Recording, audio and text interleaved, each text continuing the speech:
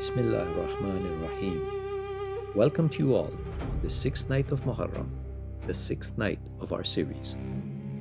Tonight we ask a hard question. What happens to martyrdom when God is taken out of it?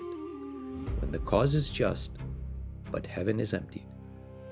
Does the death still mean what we think it means? And then we will turn to the youngest witnesses of Karbala, the blossoms of the terrible dawn. Quieten your hearts, and if you're with us live, a quick like near the start quietly helps these nights find a wider circle. Let us begin. Bismillah.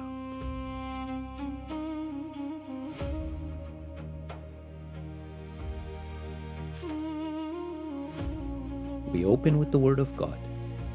Please give your attention to tonight's verses. Do not call those slain in the way of God dead, for they are living. Let us listen. In the name of God, the most merciful, the most compassionate. O humanity, we have created you from a male and a female, and made you into nations and tribes that you may know one another.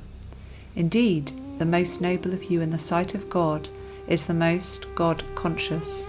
Quran Surah Al-Hujurat, the chapter of the apartments, 49, verse 13. O you who believe, be upholders of justice, witnesses for God even against yourselves. Quran Surah Al-Nisa, the chapter of the women, 4, verse 135.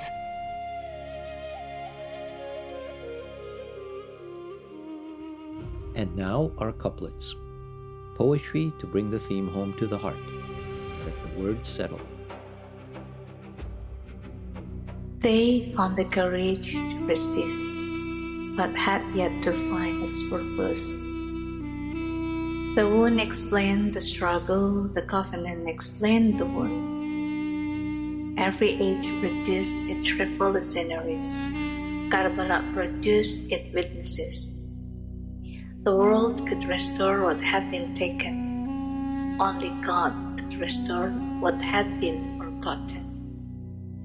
The oppressed searched for a way. Hussein became the path.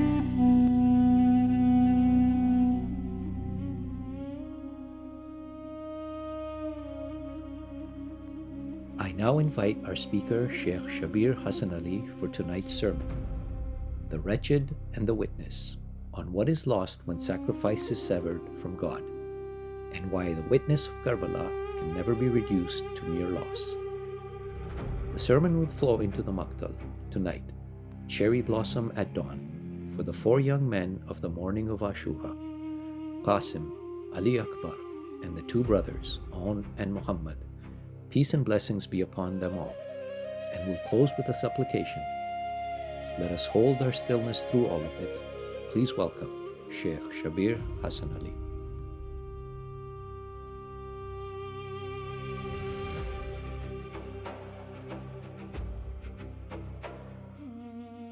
And so I think it's good we start with Surah Al-Fatiha. Bismillahir Rahmanir Rahim, Alhamdulillahi Rabbil Alameen, Ar-Rahmanir Rahim, Malik Yawmiddin, Iyaka na'budu wa iyaka nasta'een, Ihdinas sirata al-mustaqim, sirata alladhina an'amta alayhim, ghayril maghdubi alayhim waladdallin. Sadaqallahu al-aliyyul azim. أعوذ بالله السميع العليم من الشيطان اللعين الرجيم. بسم الله الرحمن الرحيم. الحمد لله رب العالمين وصلى الله على سيدنا محمد وعلى آل بيته الطيبين الطاهرين ولعن الله ولا أعدائهم أجمعين من الأولين والآخرين آمين يا رب العالمين. أما بعد. السلام عليك يا أبا عبد الله وعلى الأرواح التي حلت بفنائك. عليكم منا جميعا سلام الله أبدا ما بقينا وبقي الليل والنهار ولا جعله الله آخر العهد منا لزيارتكم. السلام على الحسين وعلى علي بن الحسين وعلى أولاد الحسين وعلى أصحاب الحسين. Peace be upon you, O Aba Abdullah, and upon the souls who have gathered in your courtyard. Upon you from us is the peace of God forever, for as long as we remain and as long as night and day endure. And may God never make this our last pledge to visit you. Peace be upon Al-Hussein, and upon Ali, the son of Hussein, and upon the children of Hussein, and upon the companions of Hussein. Assalamu alaikum wa rahmatullah. So we've had 5 nights of foundation. On the first night, we recovered a word, Shahada, which is not victimhood, but instead is witness, with the cost of witnessing borne in the body. On the second night, we traced the chain from Abel through the prophets from the children of Israel into the family of the prophet, peace and blessings be upon them all. On the third night, we entered the theology of the candle, Shaykh Mutahhari's metaphor, may God rest his pure soul, and his 5 kinds of death. On the fourth night, we heard Imam Hussein's diagnosis at Mina and the 3 silences, fear, comfort, and the narrowing of moral vision. And last night, we stood at the shared ground and the divergences between the Christian witness and our own.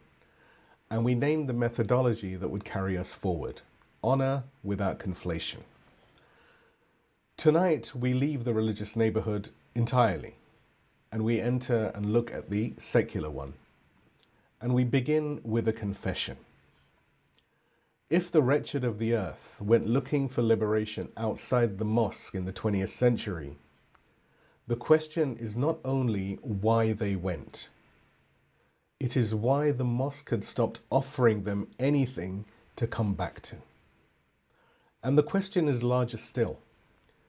The failure was not a Muslim failure alone.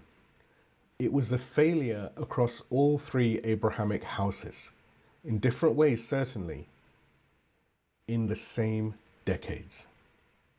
The verse that hangs over the night is from Surah al-Baqarah.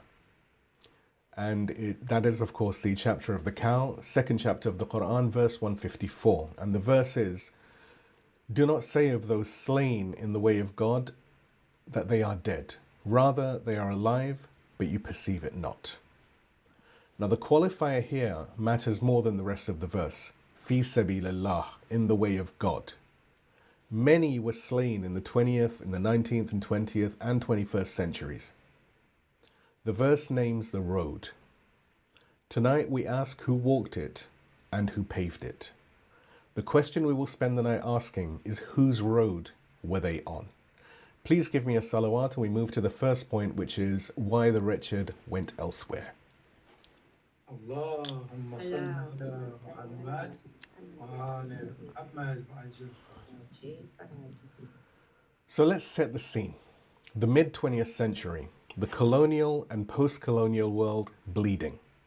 Algeria, 8 years of war from 1954.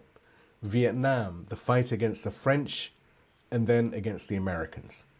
Cuba, the revolution of 1959 against an empire's client regime.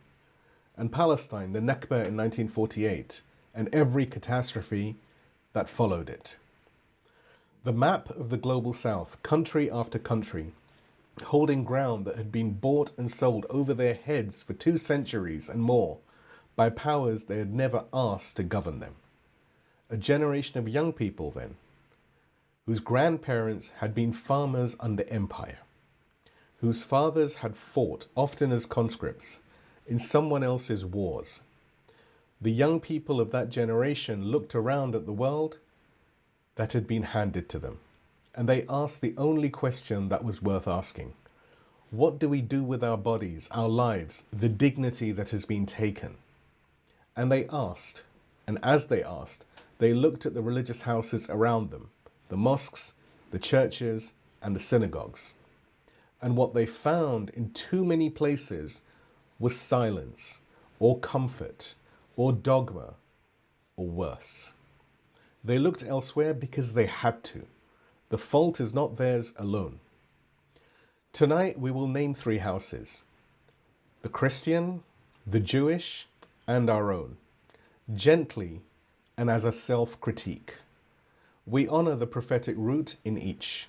We name the suffering each people endured, and we name with care where each drifted. Then we lift the question off communities and onto persons, because the question of who failed and who did not is, at the end of the day, never a question about peoples. It is a question about choices. And the model lives in our own caravan. Hur ibn Yazid blocked the caravan and turned. Umar ibn Sa'ad faced the same caravan and chose Ray and ultimately the fire. Both men faced the same caravan, both had the same choice, and both made it. We're not here to indict communities. We're here to honor every Hur in every tradition, be it Christian, Jewish, Muslim, and yes, even secular, and to set ourselves the same choice tonight. So the first house that we approach is the Christian house, and we approach it as we did last night, honoring what God has honored. The chain of Christian witness is real. We spoke of it last night. Polycarp of Smyrna, refusing to curse Christ at the stake. Perpetua of Carthage, killed in the arena. Justin the philosopher. Franz Jagerstatter, beheaded at Brandenburg in 1943 for refusing the Weihmacht oath. The 21 Coptic men on a Libyan beach in February 2015. Oscar Romero, killed at the altar in San Salvador in 1980, mid-sentence with the chalice in his hand. And of course, Shireen Abu Akleh, whose name we will mention again tonight, because she sits in the geometry of every paragraph in this sermon. The chain is real. We do not unsay it. And yet, the institutional Christian house did not meet its prophetic moment in the mid-20th century. The Catholic Church entered and emerged from the world wars in great confusion.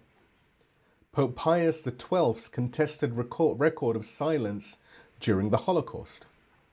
The institutional drift that allowed too many priests and bishops in country after country to lend the authority of the church to the regimes of the likes of Mussolini, Franco, Pétain, and the long succession of dictatorships in Latin America. Vatican II in the early 1960s was a partial corrective, shall we say, that came far too late. And even after Vatican II, liberation theology had to be pushed into existence at Medellin in 1968 by bishops who had had enough, because the absence of a prophetic Christianity in the colonial decades had been so unbearable to so many. This is the institutional drift, and we name it. And the line that lands the move, the colonized man who would soon write The Wretched of the Earth, Frantz Fanon, raised Catholic in Martinique, was raised in the church that gave him no theology of liberation that he could use. We will return to him in point 2. The colonized young men and women of Algeria, of Cuba, of Vietnam, of Palestine looked at the church standing too often beside the empire that was breaking their bodies, and they did the only honest thing that they could. They looked elsewhere. And now we look at the second house, and we approach this house, which is of course the Jewish house, and we approach it with the patience that the subject demands. Long before any of the catastrophes that we will name, this house gave the world Moses, peace and blessings be upon him. The prophet who stood before Pharaoh, who spoke with God on Sinai, who led a people out of the most powerful empire of his age. It gave us Aaron or Harun, the patient brother. It gave us the long line of the prophets of justice, the likes of Elijah, Isaiah, Amos, Micah, whose denunciations of the kings of their own people are some of the most fearless prophetic speech that the world has ever known. It gave us the Maccabees, who refused to bow to Antioch IV in the 2nd century before the Common Era. And it gave us the great rabbis of every century who upheld justice when justice was costly. And we honor each and every one of them. Indeed, the Quran is the most generous text in the world towards the prophets from the children of Israel. Surah al-Baqarah opens a sustained meditation on the covenant given at Sinai. Surah Al-Imran weaves the lineage of the prophets from the children of Israel into the lineage of the Messiah. And Surah Maryam shows our own Saint Mary, said Maryam, peace and blessings be upon her, addressed by an angel in the same words the Hebrew prophets had been addressed for 15 centuries prior to her. They are our siblings in the prophetic family. Any sermon that speaks of the Jewish house must begin and end with that honor, or it's not worth giving. Because we cannot understand what comes next without naming what was done to these people in the centuries before the 20th. Christian Europe, and let us name this precisely, because what was done to the Jewish people in Europe was a Christian failure, not a Jewish one. They inherited an ancient prejudice. It was systematized theologically, and over 1500 years perfected the machinery of the real definition of anti-Semitism, not the one that's conflated with anti-Zionism. Let's make that very clear. You have the accusation of the killing of God. You have the blood libels of the medieval centuries. You have the ghettos of Venice, Rome, and Frankfurt. You have the pogroms of the Russian Pale. You have the Dreyfus Affair in France of 1894. And you have the slow, grinding ostracism of Jewish populations across 19th century Europe. And then you have the Holocaust. Jewish lives extinguished in industrial murder. Now, the figure most often cited is 6 million. Historians dispute the precise number. What is documented by the United States Holocaust Memorial Museum is the total Holocaust death toll of approximately 17,383,900 souls. The Nazi murder program was vastly wider than the Jewish suffering alone. This needs to be made very clear. Soviet civilians and prisoners of war, by every honest count, far more numerous in the Nazi machinery than the Jewish dead, somewhere in the order of 12 million on careful estimates. Poles, Roma, and Sinti, the disabled, in the program the Nazis themselves called Action T4. Jehovah's Witnesses, political dissenters, homosexuals. The targeting of Jewish people was singular in its systematic intent, in its industrial completeness, and we honor that singularity. But the catastrophe was wider, and the Jewish dead belong within that wider catastrophe, not detached from it. To isolate the Holocaust, as some people do, to a single religious grouping is itself a violation of the dead, be they Jewish or non-Jewish alike. What happened in Europe in those years was humanity killing humanity, and tragically, this continues to this day, especially in the West Asia region. We honor the Jewish portion fully, and we refuse the framing that erases the rest. We have to also be honest about how a people who endured what the Jewish people endured in the 1940s came to make the choices that they made in the years that followed. They were a people abandoned. Christian Europe had spent 15 centuries calling them the killers of God, and then 5 years killing them. The world stood by. In the late 1930s and the late 1940s, the world stood by doing what amounted to nothing while the trains rolled into Treblinka. And then at the end of the war, an offer arrived. And this is important. An offer arrived. A Western empire, the same British Empire whose Balfour Declaration of 1917 had laid the groundwork and whose mandate had administered the land for 30 years since, presented them with the prospect of a state in a land already inhabited by another people who would bear the cost of the gift. Let us be honest about what the offer was.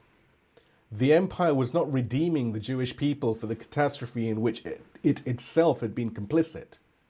The empire, and this is important, The empire was using their trauma as an instrument for its own colonial calculus in the Levant region. A portion of the Jewish community, not all, but a politically dominant portion, accepted the offer.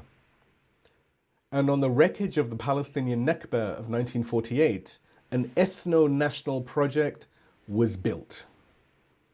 Over the decades that followed, this project gradually substituted in too many official mouths the prophetic covenant of Sinai for a tribal chosen people theology that the prophets themselves had spent centuries attempting to dismantle.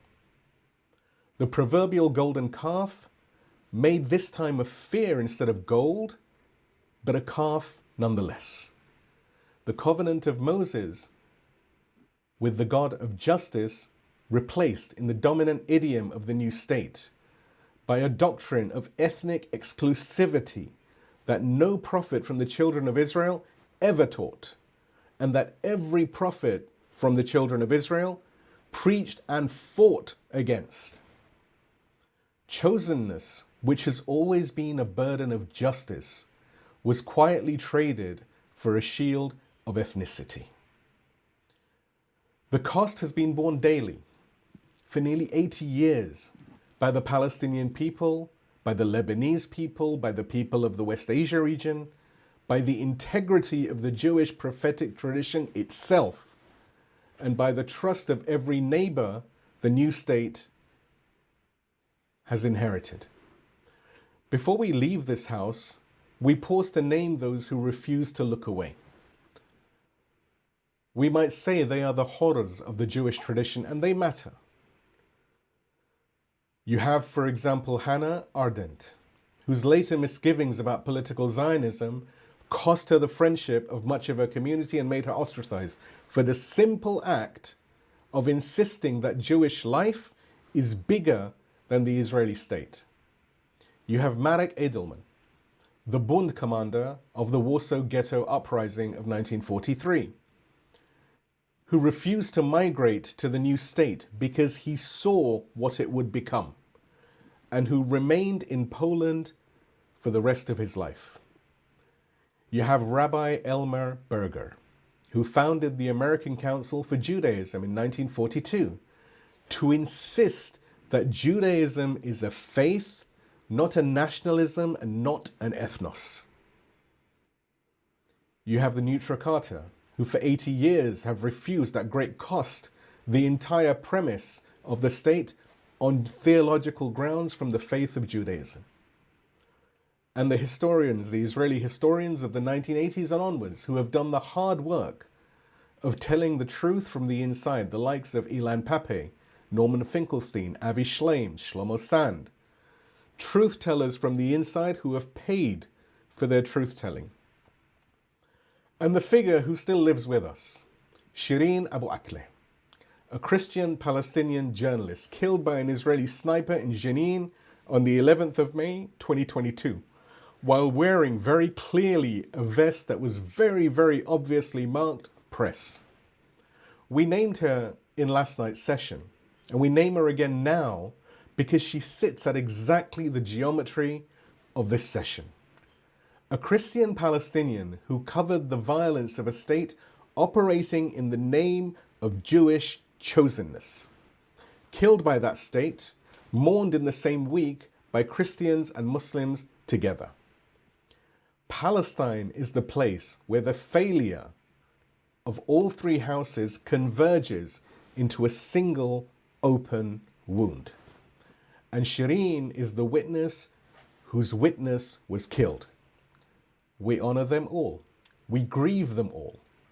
And we speak the name of the Jewish house tonight without shame and without flattery, because that is what the prophets of that house, our prophets also, would have demanded of us. And so now we come to the third house, and this is by far the most painful because it is our own. The same plague that Imam Hussein, peace and blessings be upon him, diagnosed in the khutbah of Mina at the start of his rising, applied now to the Muslim world in the mid-20th century and arguably to this day. The three silences from night 4, fear, comfort, and the narrowing of moral vision, were not a one-off 7th century pathology. They were the standing temptation of every religious community in every age. And they had unfortunately taken hold of much of the Muslim world in the decades when the wretched of the earth were looking desperately for an answer. Look at the record. The Arab catastrophe of 1948, the Suez Crisis of 1956, the Six-Day War of 1967, where in less than a week, that same settler colonial entity seized the Sinai, the West Bank, the Golan Heights, and East Jerusalem, the third holiest site in Islam. And the official scholarly establishments of the Arab Muslim world, in country after country, had nothing to say but make mournful prayers. Each humiliation was more total than the one that came before it. What was on offer instead? Pan-Arabism. Jamal Abdel Nasser's Pan-Arabism. Secular, ethnically narrow, theologically bankrupt and empty. But the only revolutionary slogan in the Sunni Arab world for more than 2 decades. A nationalism without the prophets. A liberation without God. And let me rephrase that. It wasn't the Sunni Arab world, it was the Muslim world per se. These kind of slogans the empire can absorb, because these slogans offer them no chance of real challenge, no transcendent challenge. And in the mosques themselves, what had Islam become? In too many mosques, in too many cities, Islam had been reduced to the niceties of personal purity, to ablution, to the angle of the slaughtering knife, to the corner cases of menstruation and travel, and these trivialities, to kitchen and shoes. While the prophetic command to enjoin the good and forbid the evil, to stand against tyranny, to be witnesses for God even against ourselves, lay forgotten on the shelves. The covenant of kuntum khayra ummatin, you were the best of communities, was being recited every Friday without the conditional that follows it, and we'll come to that momentarily. This is the kitchen and shoes Islam that Imam Khomeini, may God rest his pure soul, thundered against from his exile. This is the Islam Imam al-Hussein went to Karbala to refuse. And the wretched of the earth saw it, and they reached past it, and we cannot blame them for reaching. Now, there were Muslims who tried, and we owe them a fair word. In Egypt, you had Hassan al-Banna, the founder of the Muslim Brotherhood in Ismailiyya in 1928, who built a real mass movement out of the mosques and schools and labor cooperatives, and who was assassinated by the Egyptian secret police in February of 1949. You have Sayyid Qutb, whose Milestones, published in 1964, was the most rigorous Sunni Islamic critique of modern Jahiliyyah or modern ignorance of its decade, and who in 1966 was hanged by the Nasser regime. Now, whatever we make of the Muslim Brotherhood's later trajectory, or of the takfiri turn that took hold of some of Sayyid Qutb's successors, and we will return to that again in session 9, the period itself had 2 figures who tried, and they paid for it with their lives. The honor is real.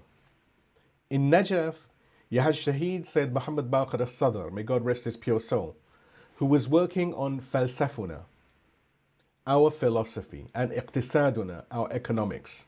Falsafuna was published in 1959, iqtisaduna, our economics, was published in 61. A real Islamic answer to Hegelian philosophy and Marxist economics, written in Arabic, exactly when the wretched of the earth desperately needed it.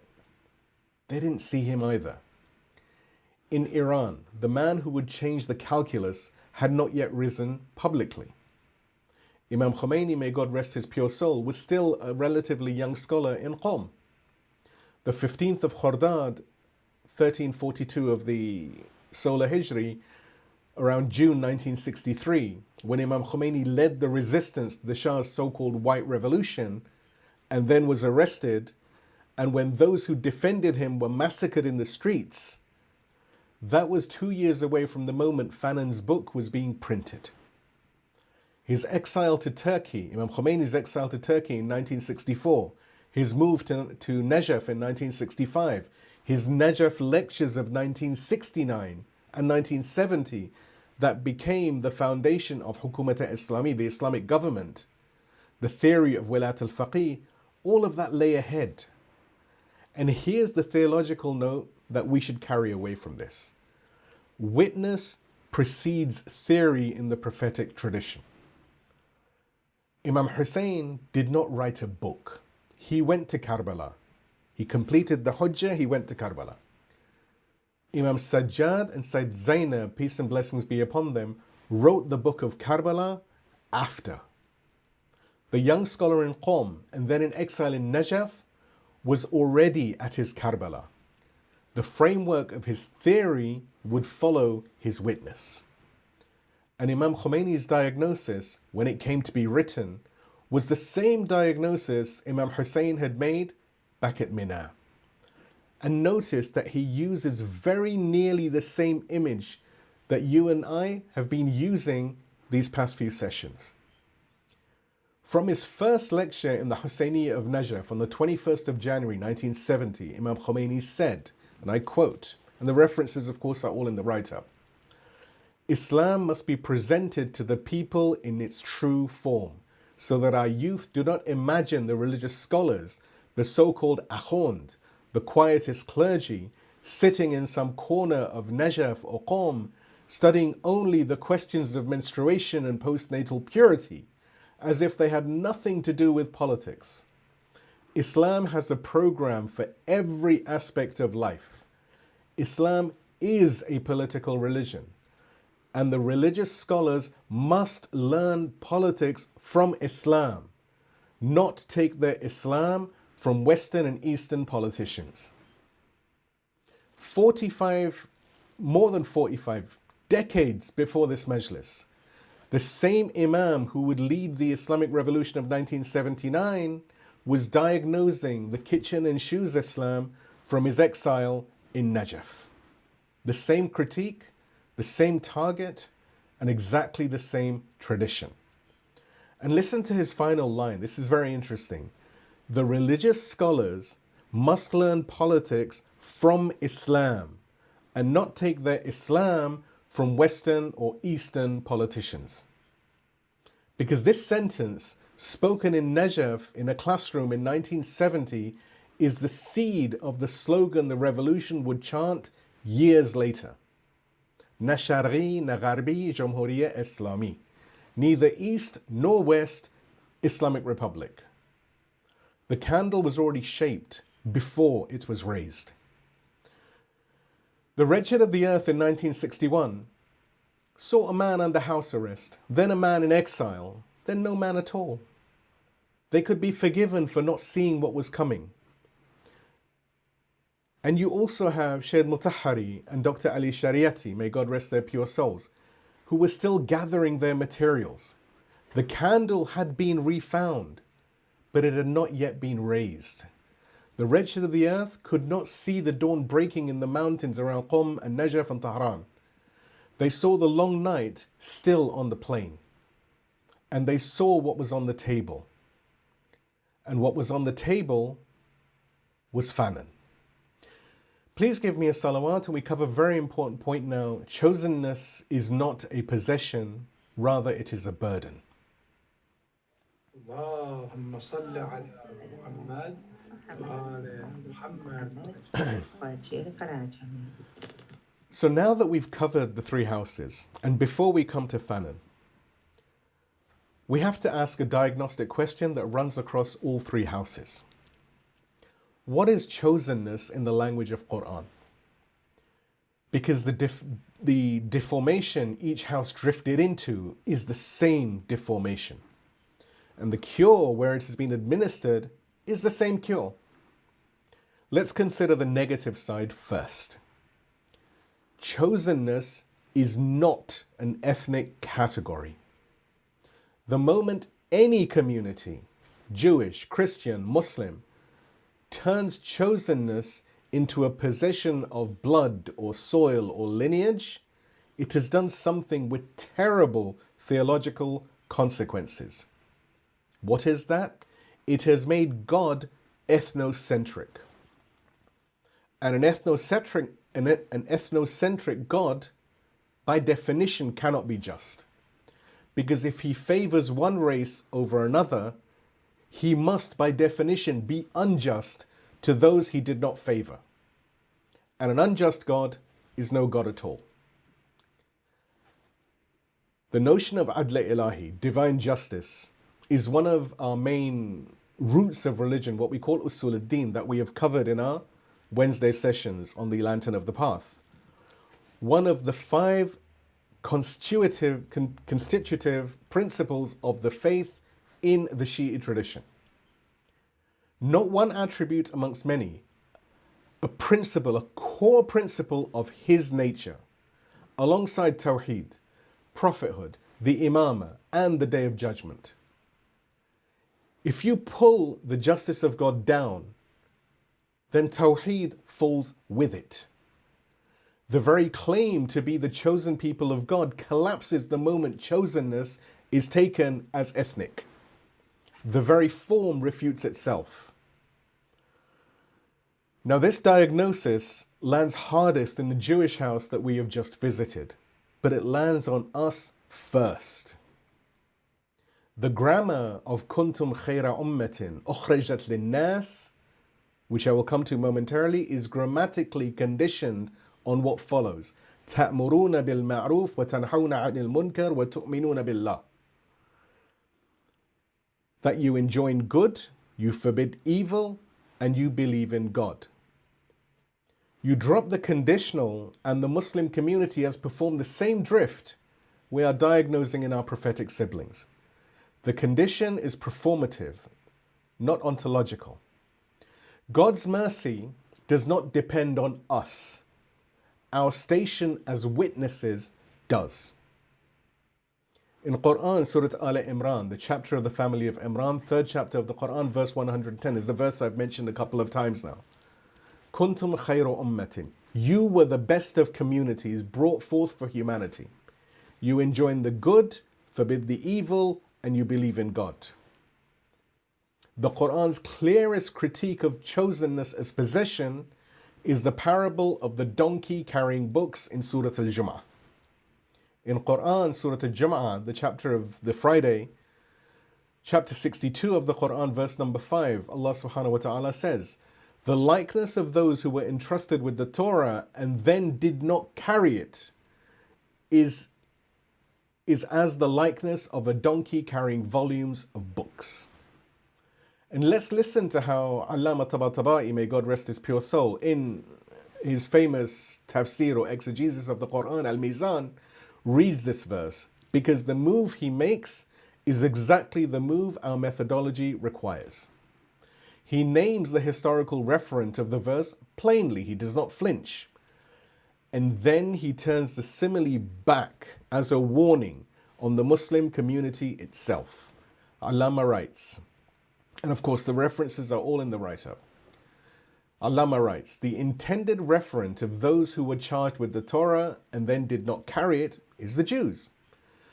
Those upon whose messenger Moses, peace and blessings be upon him, God sent down the Torah, who taught them what it contained of the teachings and the laws, and they abandoned it and did not act in accordance with it. They carried it and did not carry it. So God struck for them the simile of the donkey carrying books. And so God objected by means of this simile and reminded the Muslims of the condition of the Jews, those who were charged with the Torah and did not carry it. Therefore, it is incumbent upon the Muslims to be concerned with the matter of religion. and let them beware lest there befall upon them of God's wrath what befell the Jews, when the Jews failed to act on what they knew. So God counted them as ignorant and oppressive and likened them to a donkey carrying books.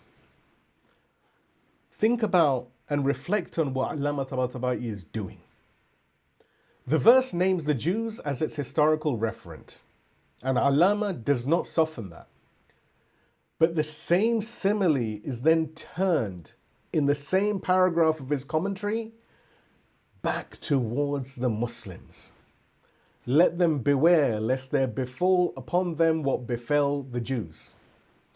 The donkey of the parable is the historical Israel of Moses' time, and any community after them that is entrusted with revelation and reduces it to a burden carried without understanding.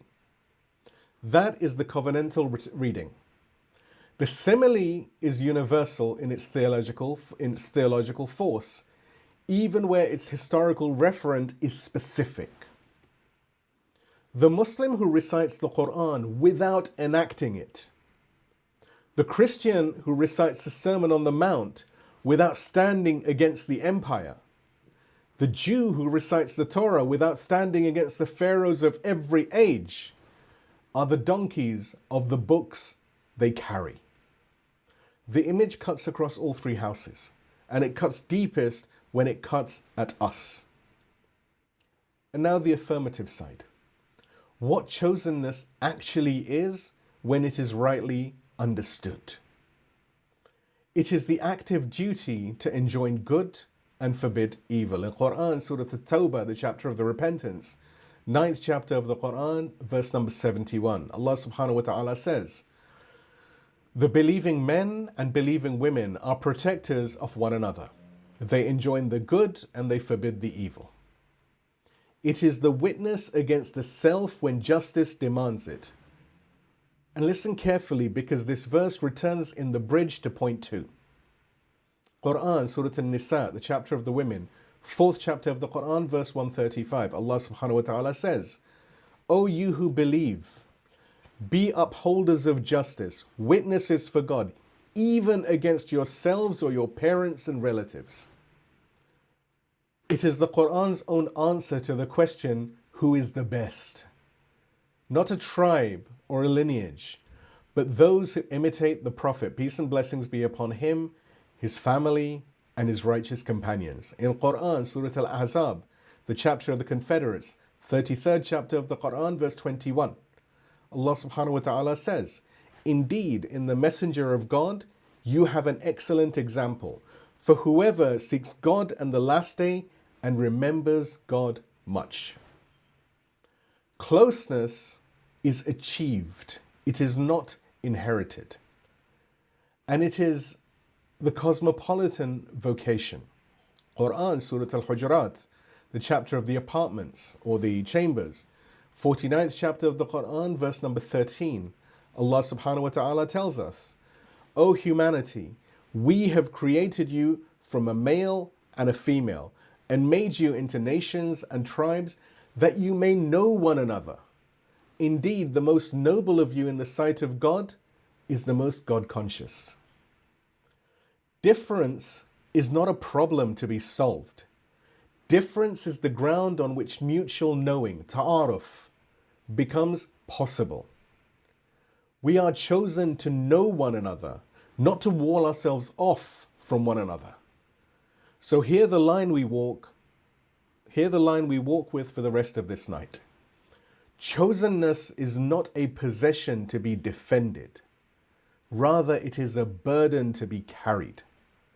The moment any community confuses the two, it ceases to be chosen, even if it keeps singing about it for centuries and even millennia.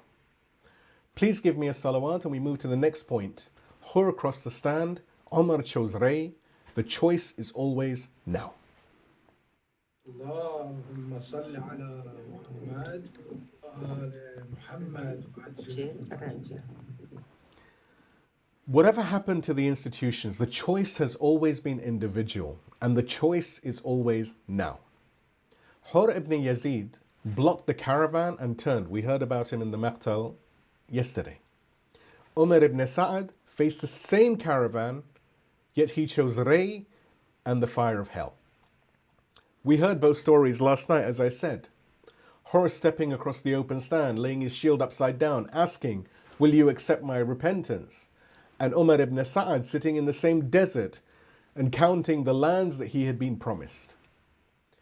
Tonight we lift the lesson off them and onto every soul that has ever stood at the edge of the same kind of choice. Within every house in every century, both choices have been available. The Christian who became Jagerstatter and the Christian who put on the SS uniform both face the same field. The Jew who became Marek Edelman and the Jew who enforced the occupation both face the same field. And the Muslim who walked with Imam Hussein at Karbala and the Muslim who pulled the bowstring against him both face the same field.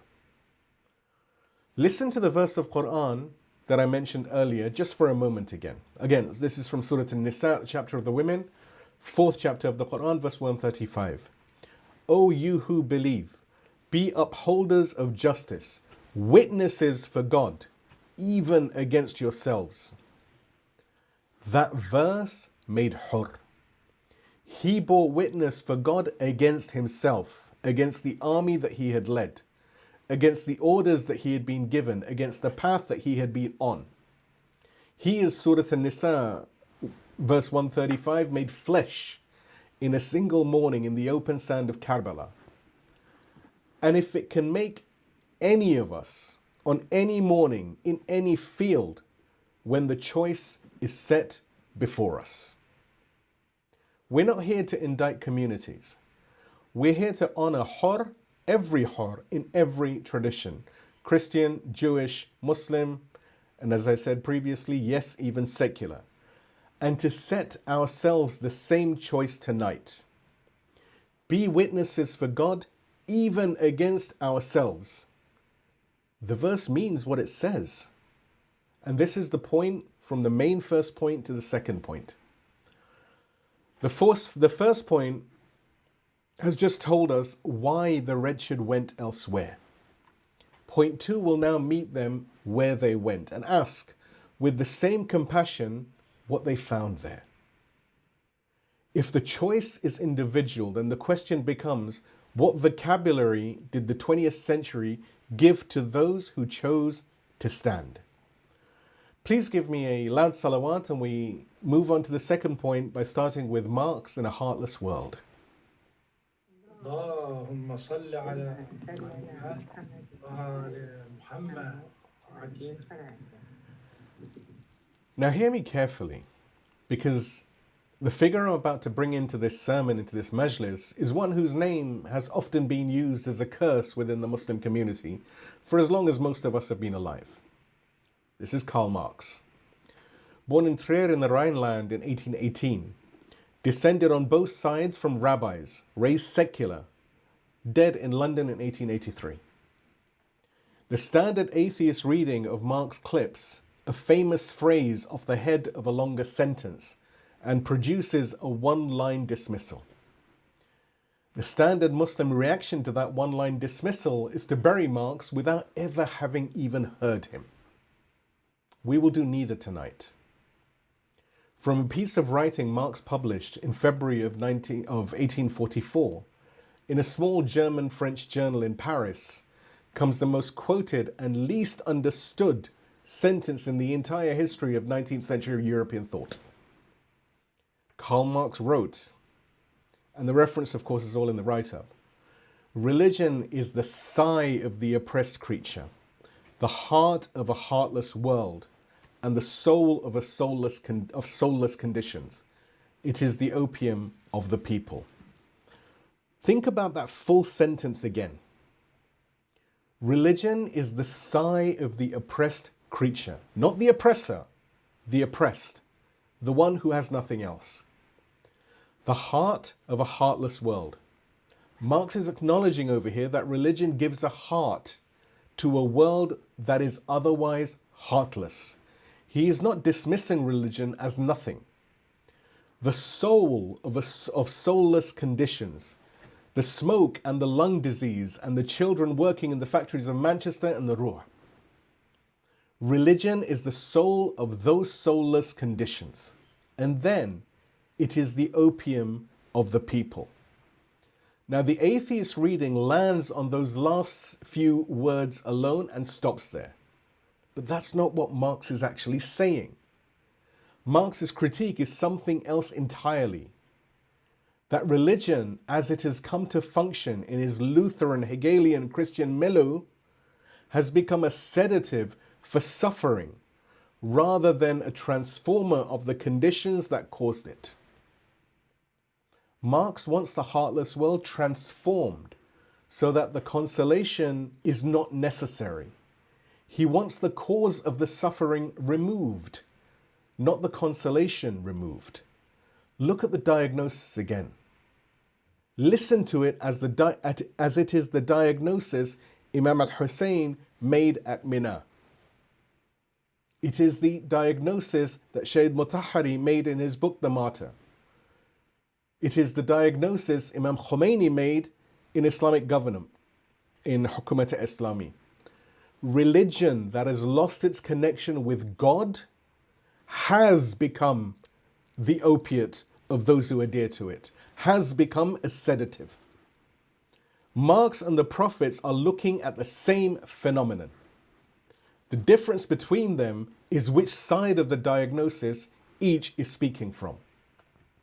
Marx made the same diagnosis our prophets and imams made, but from outside the tradition, looking at a Christianity that had already, in its mid-19th century German, Lutheran, Hegelian form, lost its prophetic edge.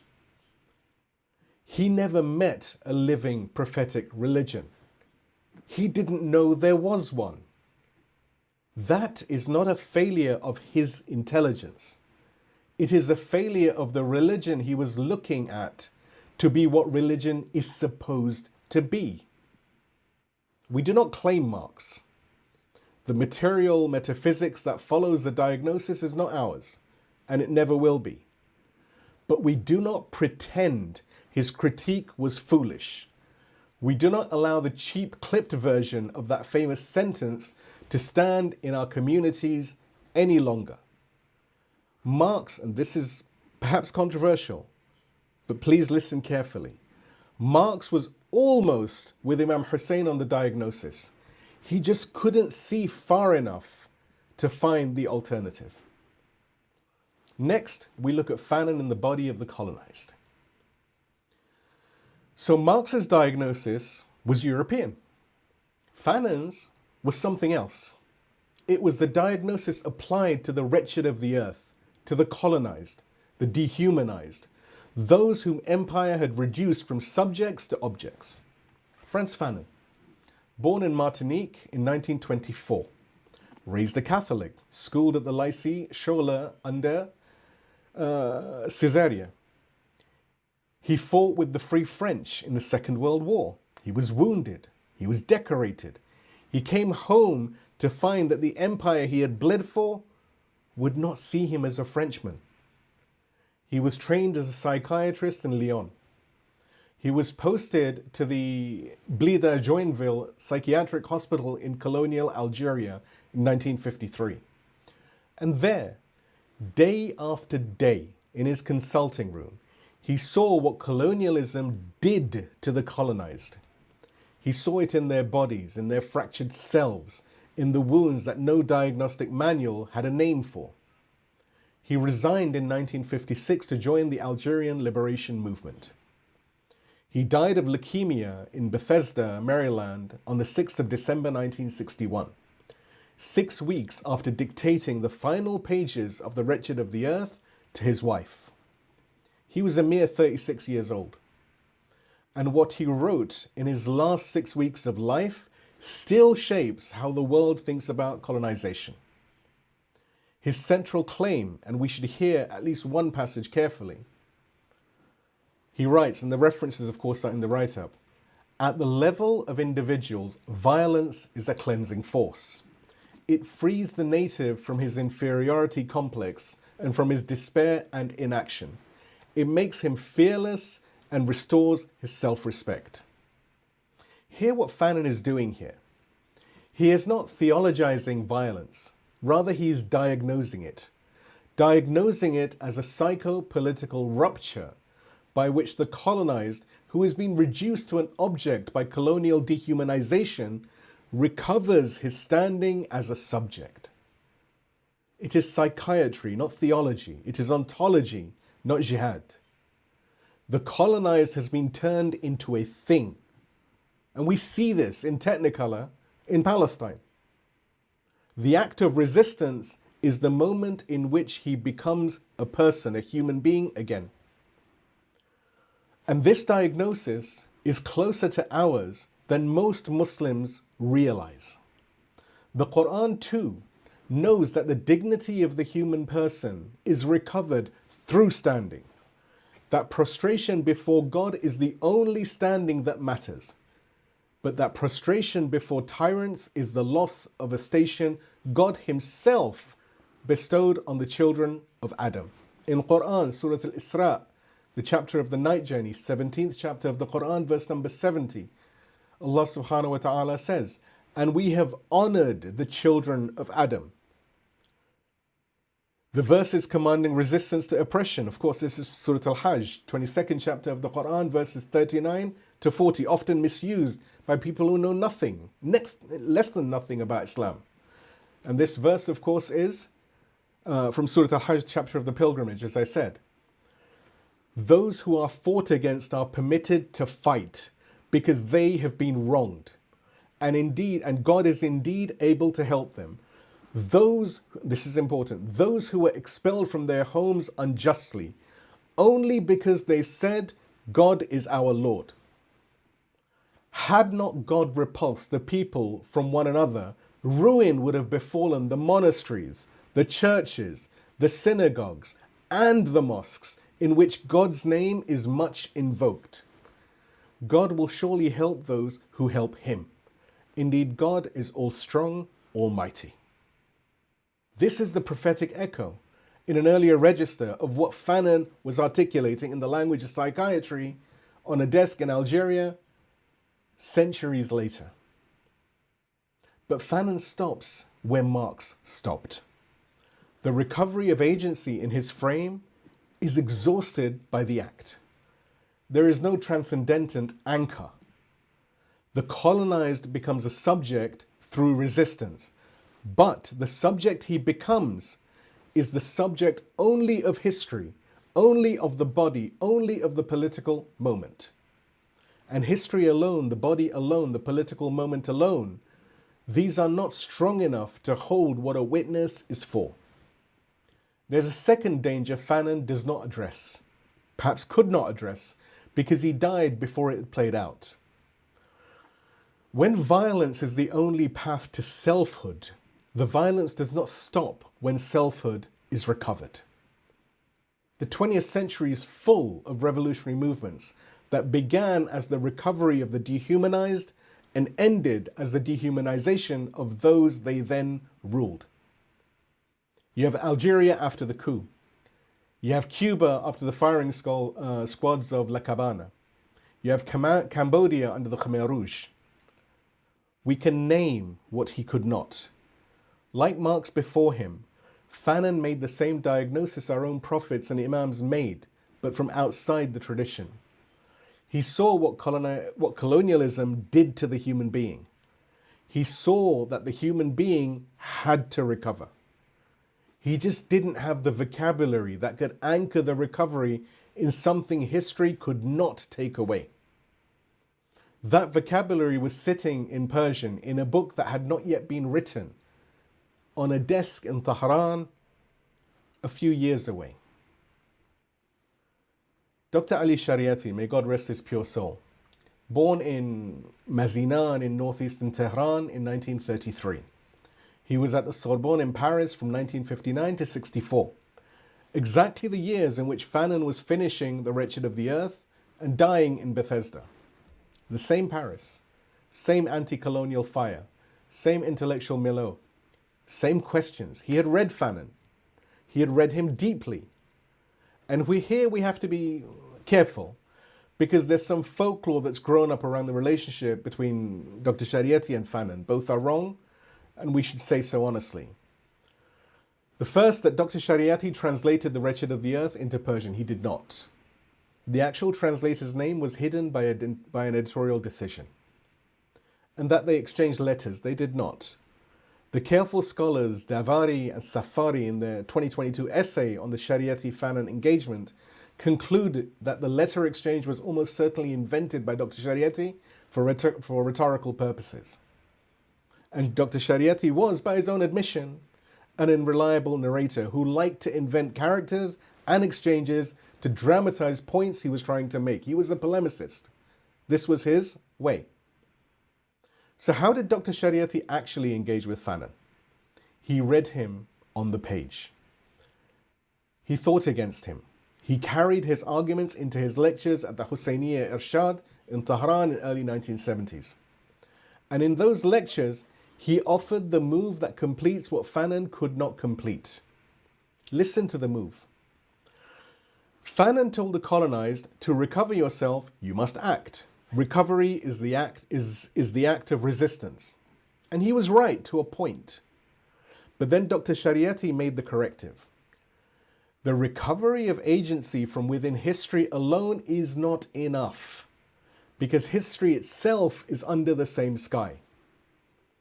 The colonized, the wretched, the dehumanized, they are also, the Quran reminds us in Surah Al-A'raf, the verse we covered in the second night, the verse of the covenant, they too are the inheritors of that primordial covenant. They are the souls who were asked before the body was even given, am I not your Lord? And who answered, yes, we bear witness. That covenant was made before history, and it cannot be exhausted by history. It anchors the human person in something history can never take away. And here the redirection of Fanon, because this is the spine of this point. Fanon's violence is an imminent necessity. The colonized recovery of agency from within history. Dr. Shariati's martyrdom is a transcendent witness, the believer's covenant with God that history cannot exhaust. The way I would put it, perhaps in our own words, the shaheed does not simply die for the people. The shaheed dies before God, with the people, for the people, and in the people all at once. This is what is missing from Marx. This is what is missing from Fanon. The transcendent anchor that prevents the sacrifice from collapsing into mere loss.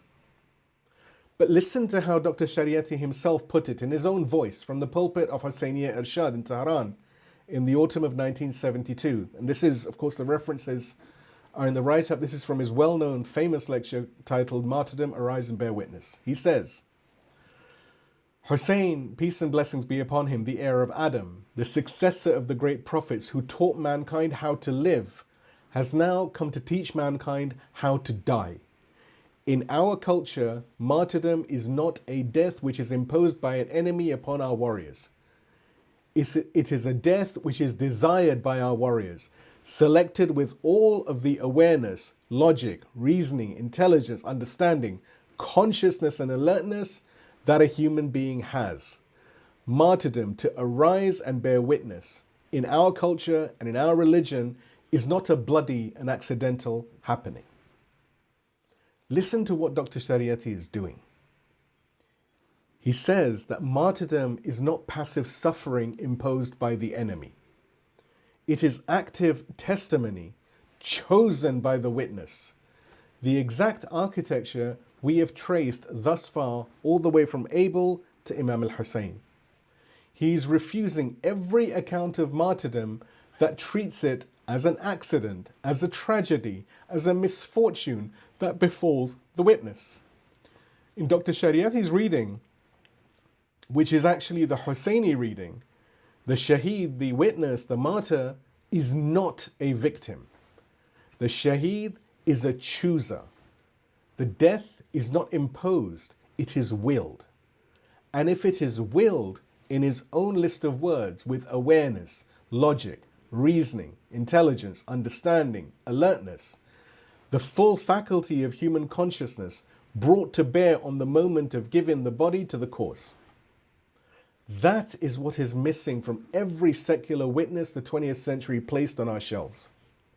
Marx, Fanon, Shea, Bobby Sands, not because they lacked courage, we honor them, but because the vocabulary they could anchor that consciousness in is something history could never reach, is something that history could never reach, something they could anchor the consciousness in, that history could not break, was not on the table when they were looking and where they were looking.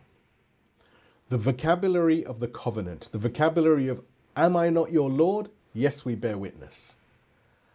Now let me try and offer a metaphor, and let me be clear that this metaphor is mine, not Dr. Shariati's.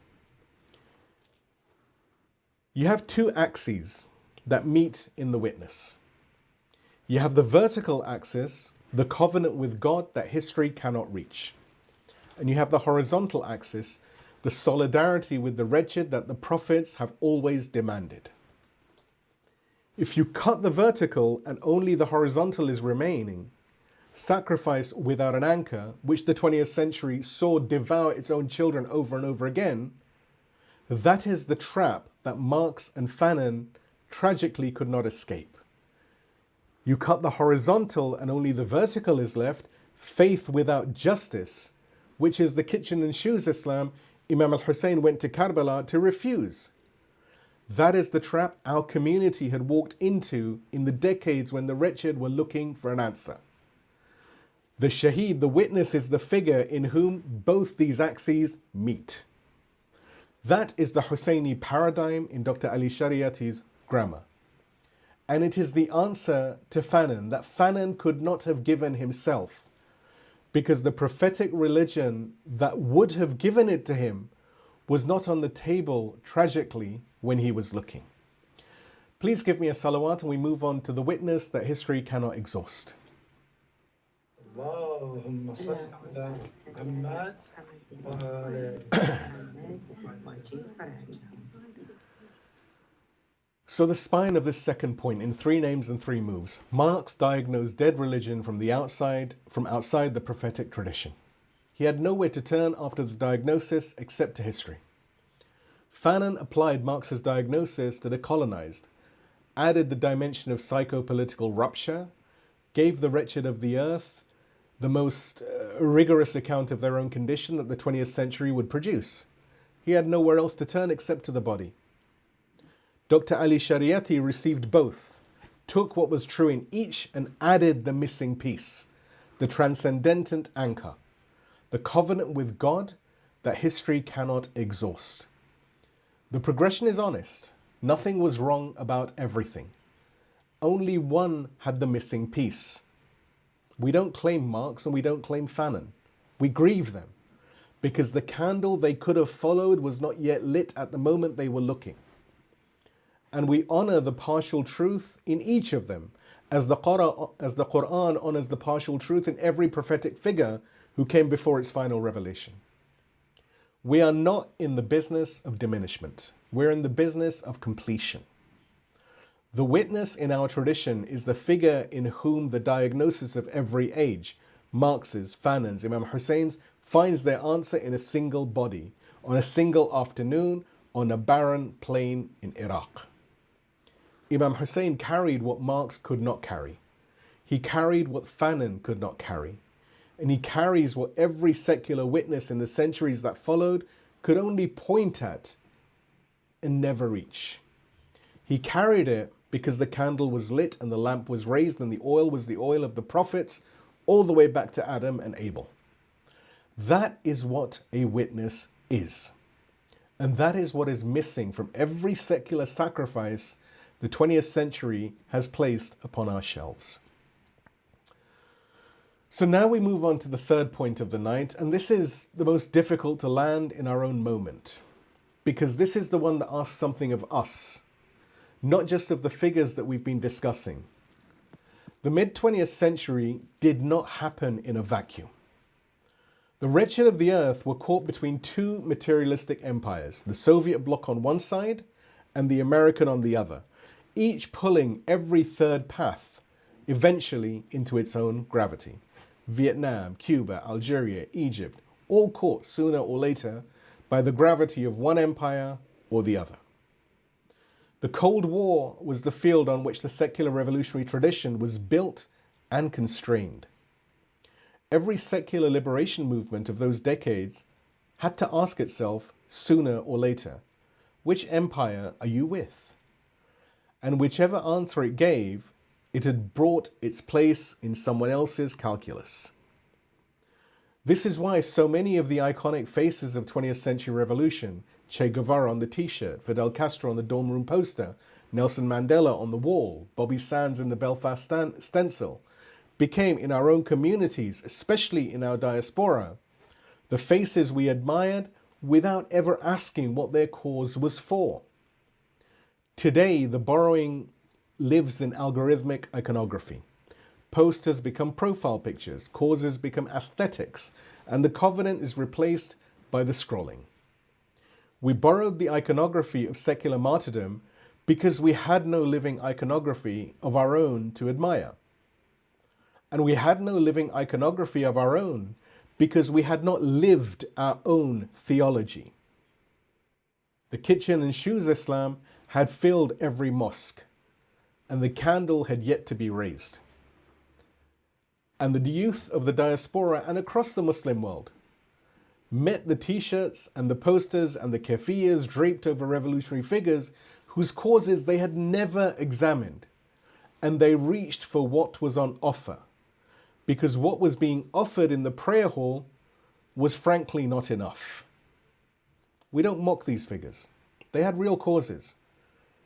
Bobby Sands and the H-Block hunger strikers in 1981, 66 days of hunger strike. He was 27 when his body forgot how to live. Nelson Mandela, 27 years on Robben Island and Pollsmoor for his refusal to accept the apartheid state's legitimacy. Fidel Castro and Che Guevara were real opponents of the empire's brutality in the Caribbean and the Cone of South America. Honor where honor is due. But we ask, of every face we have admired in our youth, the diagnostic question this whole series has been building. Was the cause anchored in the covenant with God or only in the will of history? If only in the will of history, the witness is closer to a tragic loss than to the candle of society. The candle of society burns by the oil of revelation. Without the oil, the wick can still be set alight, but the light goes out when the wick is gone, and the room returns to the darkness it was in before. The trap is real. We have admired their faces without asking what their cause was for, because we had not yet learnt to admire the face that asked the question and answered it correctly. And the face that asked the question and answered it correctly was right there in our own caravan on a plain in Iraq 1400 years ago. We just hadn't really been told. The Islamic Revolution of 1979, under the leadership of Imam al-Khomeini, may God rest his pure soul, was the first major mass movement of the modern age to refuse both Cold War poles.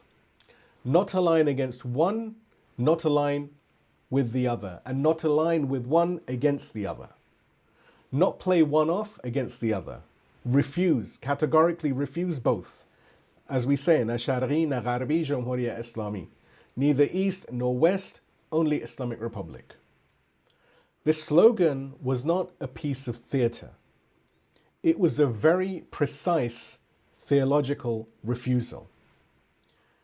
The Soviet bloc offered one form of materialism, the materialism of class, of historical inevitability, of the man without God. And the American bloc offered another, the materialism of capital, of consumer choice, of the man whose horizon ended at the shopping mall. The Islamic Revolution in Iran said, in the vocabulary of the prophets, neither. The refusal was only possible because the candle was lit. Without the candle, every third path in the 20th century that had been attempted had been pulled into one of the two materialist gravities. Every secular, non-aligned movement was eventually pulled in. Only the Islamic Revolution held and continues to hold, and may it continue to hold forever. Not because of Iranian exceptionalism, but because of the candle. The wretched of the earth, who had no Islamic revolution to look at when Fanon was writing in 1961, had one to look at by 1979. Fanon did not live to see it. Some of those who admired Fanon did, and some of them began in their own lives the turning this whole night has traced from the will of history toward the covenant with God, because there was at last a candle to turn to. The candle of society, Shaykh Mutahhari's candle, finally rose to the height of its lamp. Let's now look at La Ikrah fi Din, how a witness persuades. So how then does a witness persuade? If we have the candle and others do not, what is the believer's task? The Quran answers in 3 words and 1 verse. In Quran, Surah al-Baqarah, the chapter of the cow, 2nd chapter of the Quran, verse 256, Allah subhanahu wa ta'ala says, "There is no compulsion in religion. The truth has been made distinct from error." No compulsion in religion. The candle illuminates, it does not compel. The Prophet, peace and blessings be upon him, and his family and righteous companions, did not force conversion. The Imams, peace and blessings be upon them all, did not force conversion. The witness in our tradition is performed by the example of the life lived, not by the demand made of others. That is the methodology of what we call bayan, of tabyin, of clarification. And the structural opposite is the takfiri counterfeit, convert or die. Daesh's or ISIS's convert or die is the structural opposite of Islam, not its excess. We will, God willing, dismantle that counterfeit fully in session 9. And here is a parallel discipline I want to leave you with. Honor without conflation. The methodology we built in session 5 applies to events as much as it applies to persons. We refuse the conflation of Imam Hussein with witnesses outside our tradition who got it partially right. We equally refuse the conflation of Imam Hussein with events that share none of his architecture. The victims of the Holocaust did not choose their fate. The master of witnesses chose his fate. To equate the two, as some have tried, is to violate both. To shrink Imam Hussein to victim-shaped suffering and to grant the Nazi machine a power over a witness it never possessed. Imam Hussein was not a person who could be destroyed. Said Zainab, peace and blessings be upon her, in the court of Yazid, looked over what had been done to her brother and her sons and her caravan and said, "I saw nothing but beauty." And that single sentence forecloses any equivalence or equivalence that the equivalence makers would attempt to draw between Karbala and any catastrophe in human history. The Holocaust was a tragedy. The pogroms were a tragedy. The Nakba is a tragedy. Karbala was a victory. The master of witnesses chose his sacrifice, and his sacrifice cannot be diminished by any tyrant or by any catastrophe, because the choosing was already complete before the swords fell. The equation of Karbala with the Holocaust is sometimes offered from our pulpits as if it were a kindness to one tradition or both. It is a kindness to neither. It diminishes the unique theological station of Imam al-Hussein, and it trivializes the specific historical horror of the murder of the Jewish people and the millions alongside them. We trust Imam Hussein to land on his own theological terms, and we refuse the borrowed iconography in every direction. The chosenness of the believer is performed in how we treat the other, the Christian Palestinian, the Jewish anti-Zionist, the secular revolutionary who never had a candle to follow, the kitchen and shoes Muslim who has not yet seen what we have seen tonight. We extend the hand, we light the candle, we trust the candle to do its own work. That is what the Shahada of the life looks like in our day. From the verse from Surah Al-Hujurat, the chapter of the chambers, 49th chapter of the Quran, verse number 13. O humanity, indeed we created you from a male and a female and made you into nations and tribes, that you may know each other. Indeed, the noblest of you in the sight of God is the most God-wary amongst you. Indeed, God is all-knowing, all-aware. We are made into nations and tribes that we may know each other. This is not a decoration. This is the operating manual for the believer who has just understood what chosenness actually requires. So a pact between this night and tomorrow. 3 options. Each person takes the one that fits your state. The first, find one secular revolutionary whose face you have admired without examining. Bobby Sands, Che Guevara, Mandela, Fanon himself, Fidel Castro, whoever. Read the actual life. Honor what was real in their courage. And ask the diagnostic question.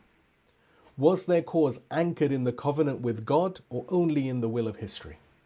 Number 2. If you don't want to do number 1, then take number 2. Take one of the 3 houses that we visited tonight. Pick the one that disturbed you the most. The houses being Islam, Christianity, Judaism. Study with kindness the period in which the house's prophetic root went quiet. Not in order to indict, but to understand. The understanding alone is its own kind of repair. Or number 3, find one person in your own life who has gone elsewhere because our house had nothing to offer them. A cousin, a friend, a child, a spouse who stopped praying because the prayer had stopped speaking. Do not bring them back with arguments. Bring them back with a hand. Be the candle. Whichever option you choose tonight, take it. The point is not necessarily to choose well, just to agonize about which choice you make. The point is to choose. Please give me a salawat and we look at the road ahead. اللهم صل على محمد.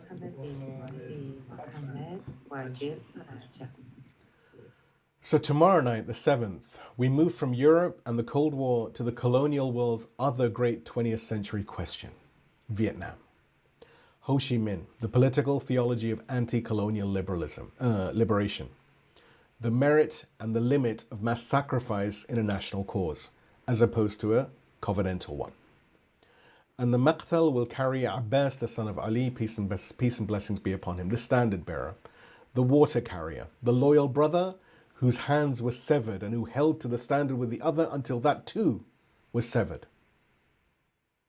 The perfected anti-colonial witness, because his standard was for the proof of God, not for any flag that could one day be folded away.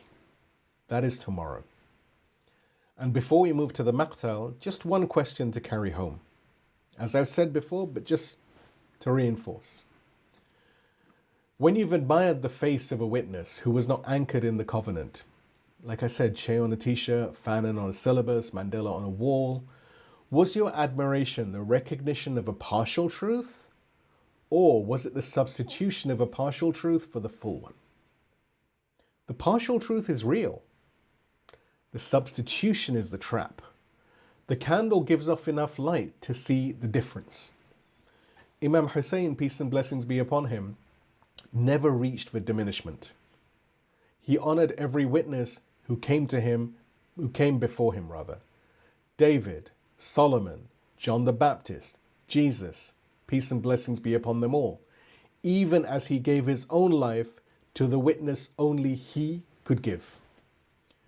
The proof of tabyin is whether the lamp gives off enough light that a stranger can come closer, not enough heat to drive them away. Tonight we lit the lamp. Tomorrow, God willing, we will tend to it. But before tomorrow, tonight is not yet finished. Tonight's Maqtal carries 4 figures woven together. All 4 were born facing the right direction. None of them had to turn. All 4 walked into the dawn of Ashura because the family had walked there and because the family was the right family. The first was Qasim ibn Hasan, peace and blessings be upon him, the son of the Imam who had been poisoned in his own house by his own wife, Ja'da bint Ash'as, whom Muawiyah had bribed with false promises of marriage to Yazid, the nephew of the Imam who was about to be slaughtered. 14 years old or thereabouts, still in the body of a boy, still close enough to childhood that his uncle was holding his hand on the night before Ashura, when he asked him the question that would seal his place in the chain. The second, Ali al-Akbar, the son of Imam al-Hussein, peace and blessings be upon him, the eldest son of Imam Hussein, 18 years old, who resembled the Messenger of God so closely in face, in voice, in bearing, that to look at him was to remember the grandfather none of the family had stopped grieving. None of the community had stopped grieving for. When he asked his father's permission, his father looked at him and saw the Prophet looking back. And the third and fourth, Aun and Muhammad, peace and blessings be upon them, the 2 brothers, 2 sons of Abdullah ibn Ja'far al-Tayyar, peace and blessings be upon him, the sons of Sayyid Zainab, peace and blessings be upon her, the sister of the Master of the Witnesses, who walked them by the hand to her brother's tent the night before Ashura and asked him to receive them in the place their father, kept in Medina by infirmity, could not stand in. Aun the elder, the one who flies, reciter of the chapters and verses of the Quran. Muhammad the younger, the half step behind brother, who would not be parted from his brother on that last morning. 4 boys, 3 farewells, 1 morning, 3 mothers, Sayyid Ramla, Sayyid Layla, and Sayyid Zainab. Tonight we will not tell their stories one after another. Tonight we will braid them. The asking, Qasim's, Ali al-Akbar, Sayyid Zainab's, told side by side. The going out, Qasim alone, Ali Akbar alone, and the 2 brothers together because they could not be separated. The falling, and here the parallel breaks open into difference, because the 4 bodies came back to the camp very differently, and the difference itself preaches. The bringing back, the orphan child gathered in pieces by his grieving uncle, the perfect resemblance borne whole by his weeping father, the 2 brothers carried side by side in the uncle's 2 arms back to their mother, laid in our memory, all 4 together at the edge of the tents. Revolutionary youth die for an idea. The youth of Hussein die for the proof of God. That is the difference, and that is everything. The voice that carries our Maqtal across the series, the Imam of the age, may our souls be his ransom, may God hasten his return, comes to us tonight from behind the veils, for all 4 of them. The opening cello carries 1 note. 4 stories begin. Let us listen.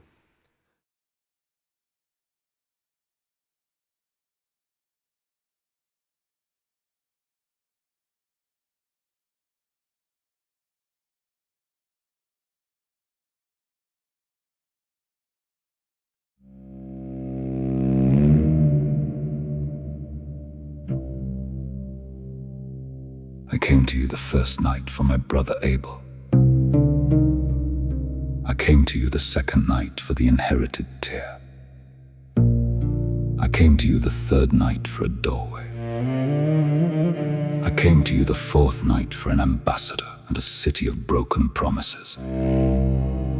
I came to you the fifth night for 2 who crossed. Tonight I come to you for 4 who never had to cross.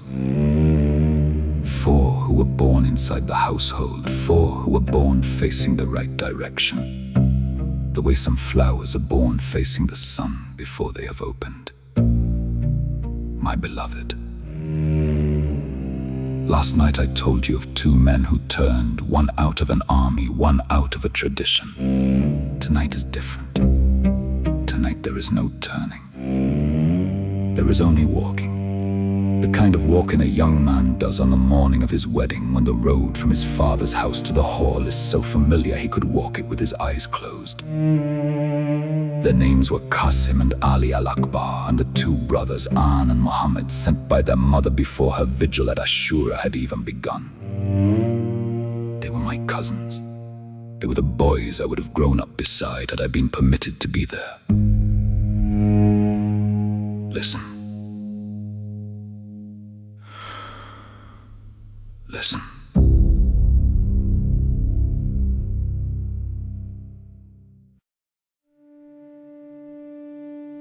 The night before Ashura. In the camp of my forefather, the lamps had been put out. The companions had been released from their oath and had refused to leave. The old men had said their goodbyes, the women had gone to their tents and were not asleep. And in two corners of the same camp, two boys were waiting. The first of the two, Qasim, was 14 years of age or thereabouts. The chronicles differ slightly, and I will not arbitrate. He was the son of my forefather Hassan, peace and blessings be upon him. The Imam who had been poisoned in his own house by his own wife, Shahada, the daughter of al-Ash'ath, whom Muawiyah had bribed with a false promise that she would be married to his son Yazid and made a queen. A promise that, after the poison did its work, Muawiyah never honored. And he was the nephew of my forefather Hussein, who was now about to be slaughtered. He had grown up in a house where both of his fathers had been taken from him before he was old enough to grieve them properly. He went to his uncle on the night of Ashura. He sat at his feet, and he asked the question that would open the door for the answer that would seal his place in the chain. He said, "Uncle, am I among those who will be killed tomorrow?" And my forefather looked at the boy at his feet, the boy whose father had been poisoned, the boy who had no one in the world but the man whose hand he was holding, and he did not answer at once. Instead, his hand reached out and caressed the boy's head gently, the way a man caresses something he is about to release into the keeping of God. And then he asked Qasim a question of his own. He said, "O nephew, how do you see death?" And Qasim's face, and listen, my beloved, because this is the moment you must not miss. Qasim's face brightened, and he said, "Uncle, sweeter than honey." And my forefather wept, not because Qasim was wrong, because Qasim was right and was 14 and had not been taught to be wrong about the things 14-year-olds are usually wrong about. And my forefather said, "Yes, by God, my son, by God, it is sweeter still. And you, my son, yes, you are among those who will be martyred with me tomorrow." And Qasim slept that night, with the answer in his pocket, like a piece of bread for the morning.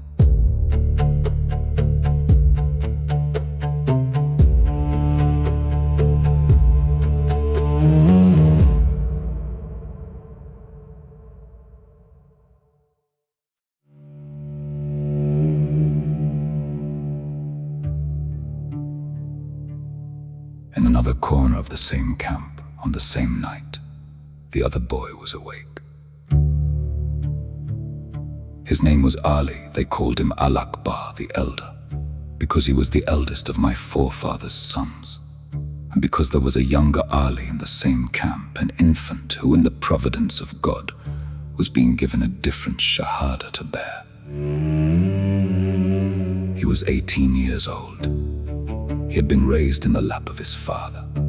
He had been raised in the gaze of the messenger of God's grandsons, for he had known his great-grandfather's friends and the men who had heard the prophet, peace and blessings be upon him, his family and his righteous companions, with their own ears. And listen, his face was the face of the prophet himself.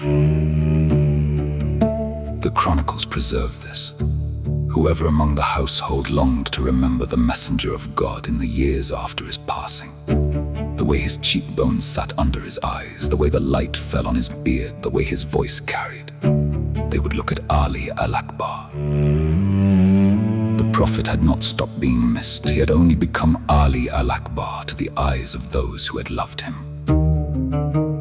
And on the night of Ashura, this boy, the face of the prophet, 18 years old, the eldest son of the master of witnesses, went to his father. He did not ask, "Am I among the killed?" The answer to that question had been answered in his bones from the moment he had walked out of Medina at his father's stirrup. He asked something else. He said, "Father, are we not on the truth?" And my forefather looked at the boy who carried his grandfather's face, the boy who, every time he turned his head, made the family see the prophet again, and said, "Yes, my son, we are on the truth." And Ali al-Akbar said, "Then we do not fear death. Death is closer to us than the ear is to the side of the head." And my forefather, who had wept for Qasim's joy a few hours earlier, wept again for different reasons. He wept because the boy had said the right thing. He wept because the right thing had been said by a face that looked exactly like his grandfather's, and his grandfather had not been there to hear it.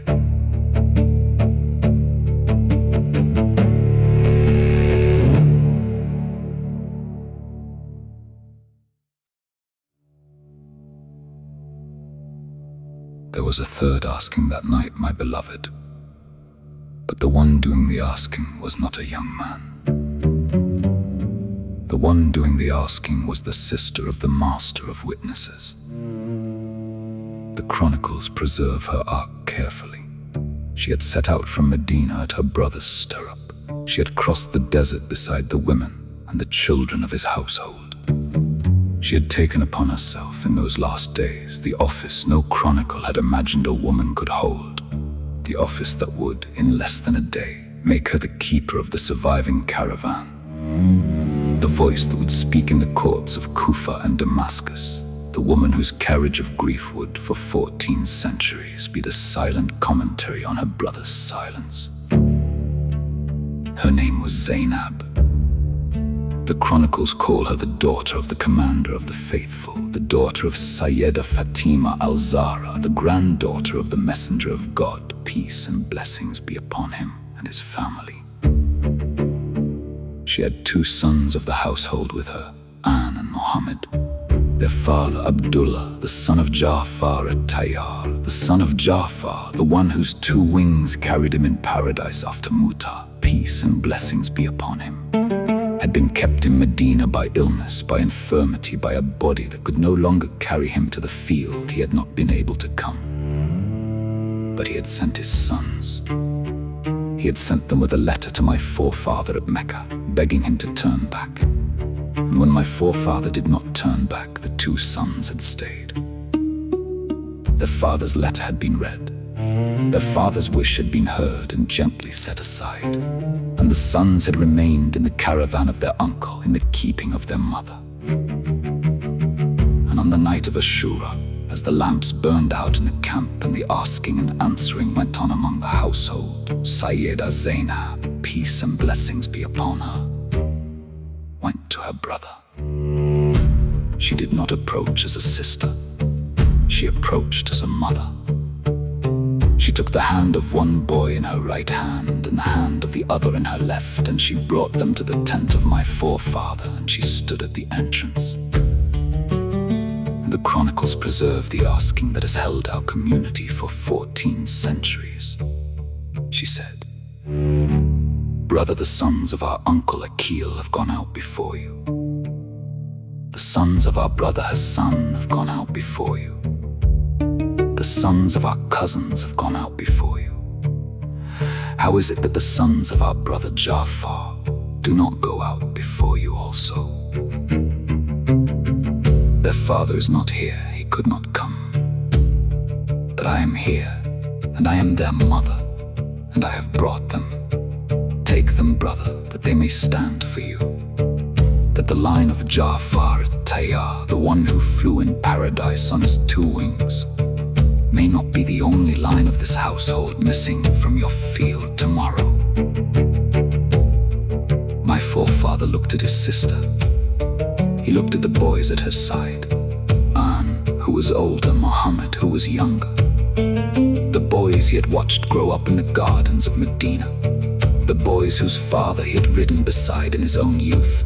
The boys whose grandfather Ja'far had taught the family how to fly. And he did not refuse her. The chronicles do not say that he spoke. The chronicles say that he wept and that he took the boys' hands from his sister's hands and that he laid his own hand on their heads. The way a man lays his hand on a thing he is about to release into the keeping of God. And Sayyida Zainab, peace and blessings be upon her, did not weep then. The chronicles say she did not weep until much, much later. On the night of Ashura, she had no tears yet. She had a duty. She had brought her sons. She returned to her tent. And the boys went to sleep in their uncle's tent, my beloved. The way boys sleep on the night before a wedding. They have been waiting for since they were small.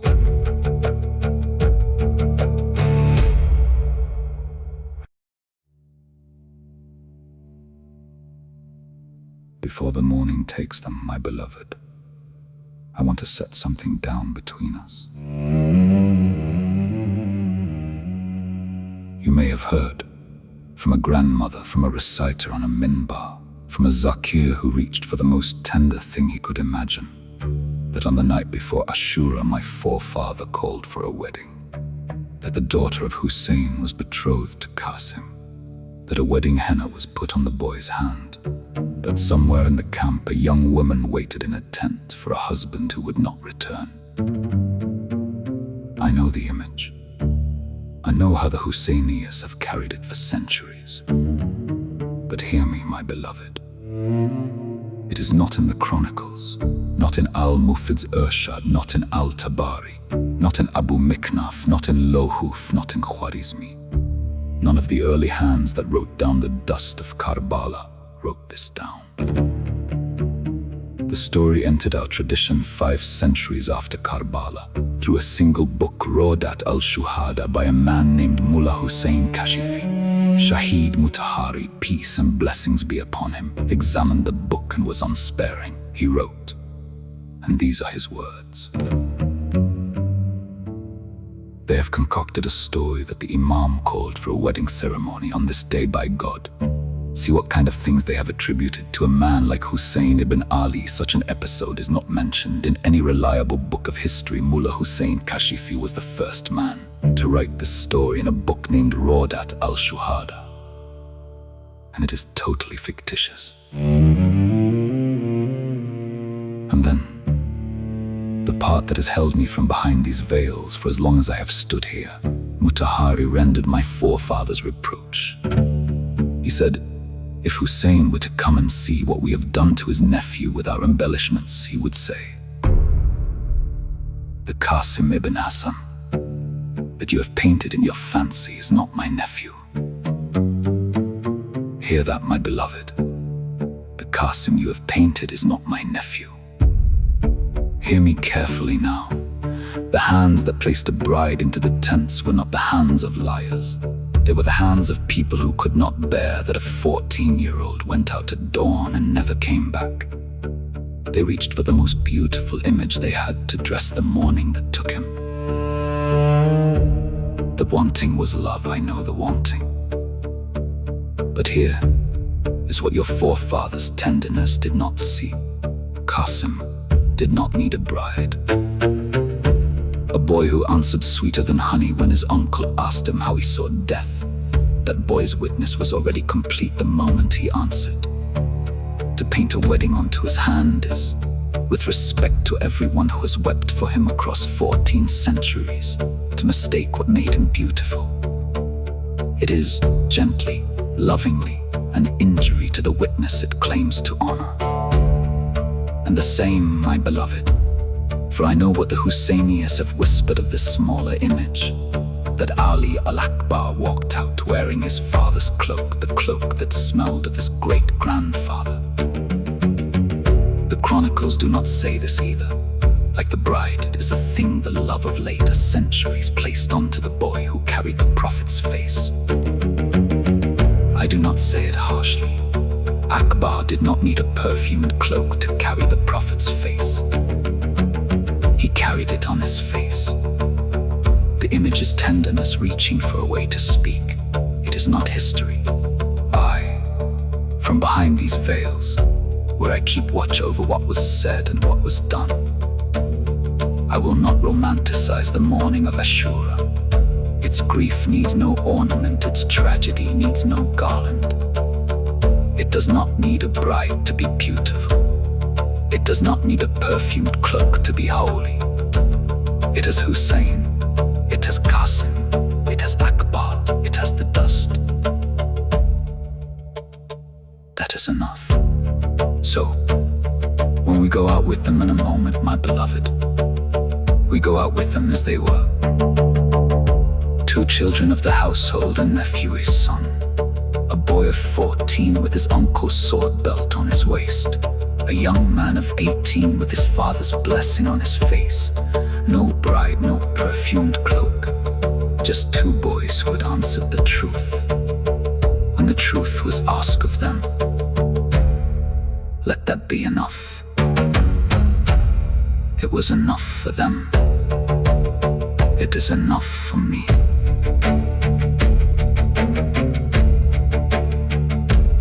It is enough for me.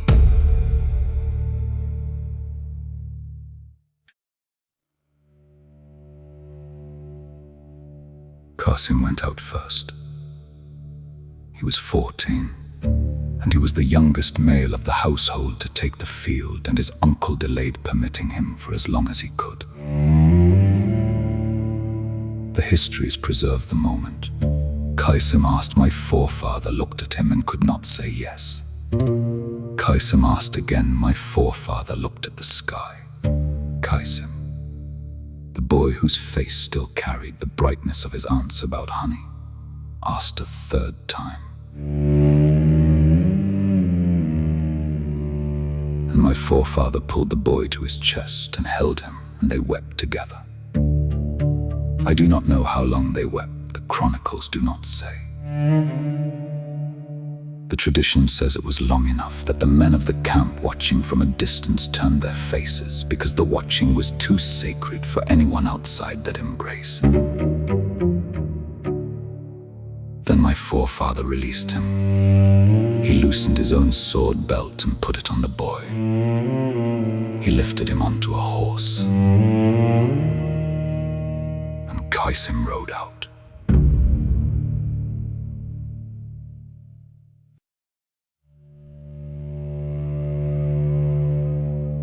He fought beautifully, the chronicles say.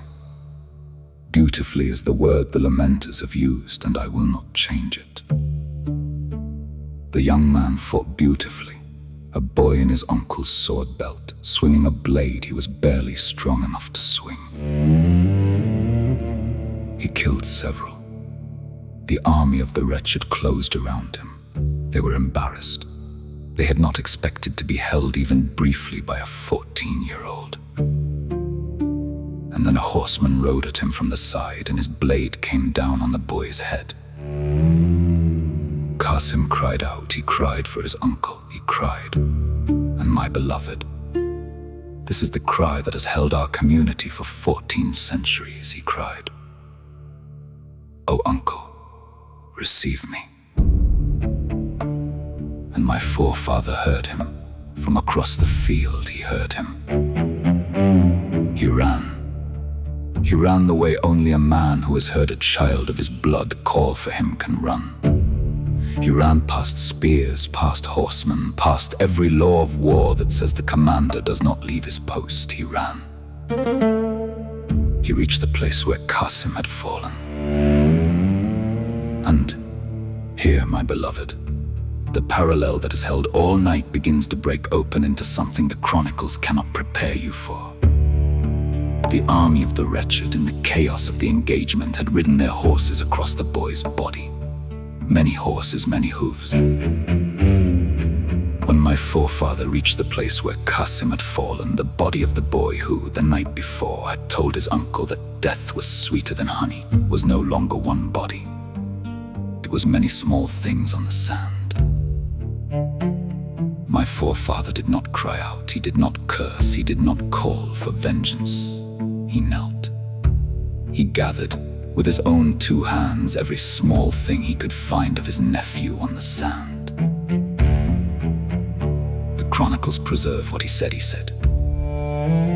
Away with the people who killed you, their accuser on the day of resurrection shall be your grandfather. And then, softly, for the boy alone, he said,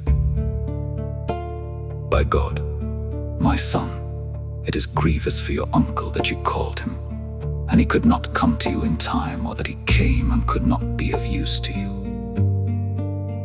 By God, those who have gathered to kill the family of Muhammad are many, and those who would help them are few." He gathered him into his cloak, and he carried what was left of his brother's son back to the tents.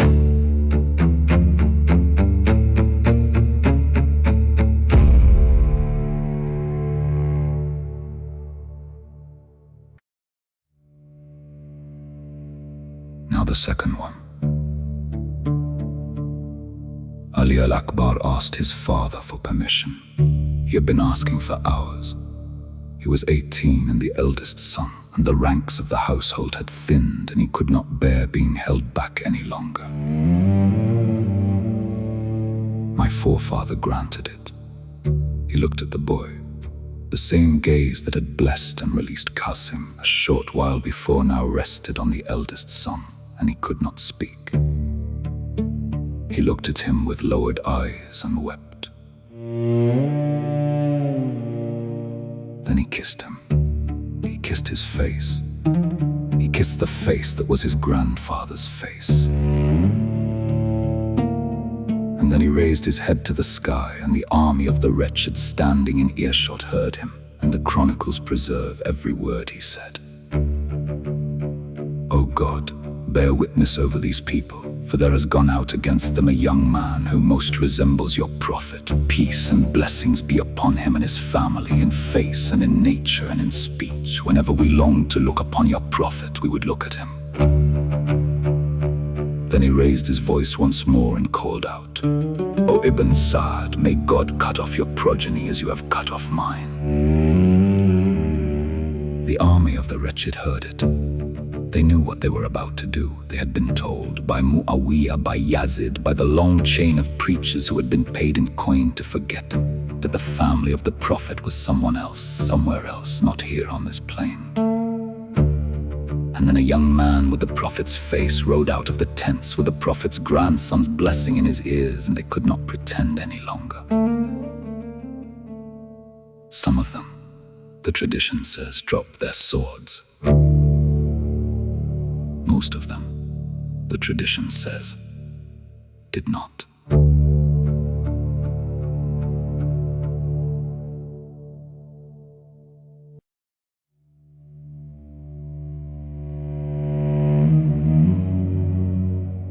He fought as no one of his age had any right to fight.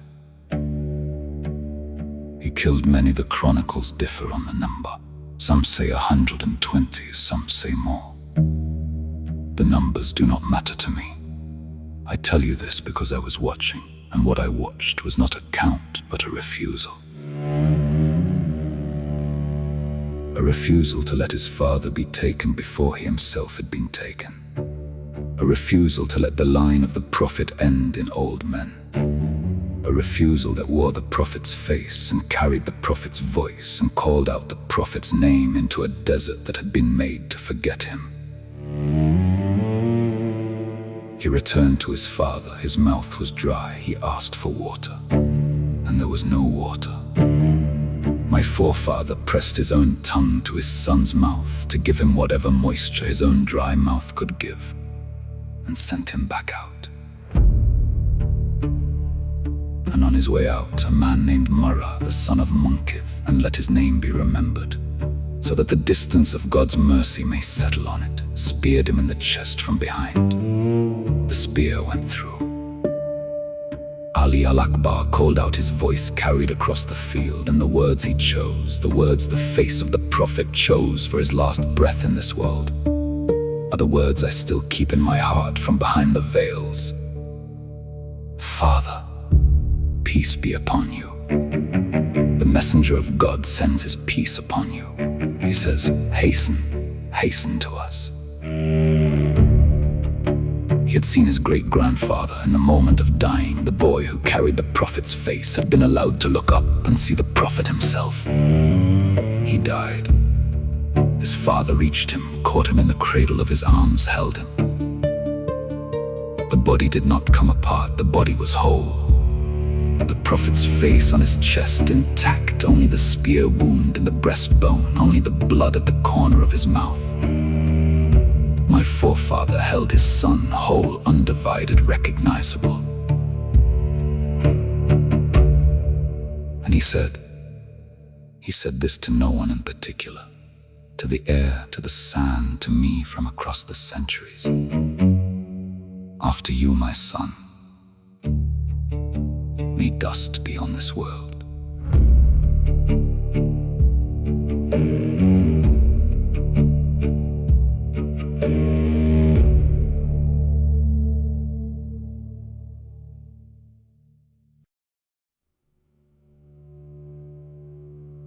And then my beloved, while the dust of his eldest son was still settling on my forefather's beard, there came forward side by side the two brothers. And first because he was older, Muhammad a half step behind because he was younger, and because his whole life he had walked a half step behind his brother. They came together as they had been brought up together. They came together as their mother had stood them at the entrance of the tent the night before. They had been born inside the same household, the household their father had built around them in Medina, the household their mother had tended through the journey from Medina to Mecca and from Mecca to Karbala. And they had never, in all their years, faced any danger that they had not faced together. They were not going to face this one apart either. The chronicles say Aun was reciting as he rode out. His voice was the voice of a young man who had been taught Quran by the same teachers, who had taught his cousins in the same lap of the household, and the verses came easily off his tongue. The chronicles preserve the form of his recitation, but not all of its words. What they preserve is that he was a reciter of the chapters and verses, and that he rode out reciting. Muhammad rode beside him.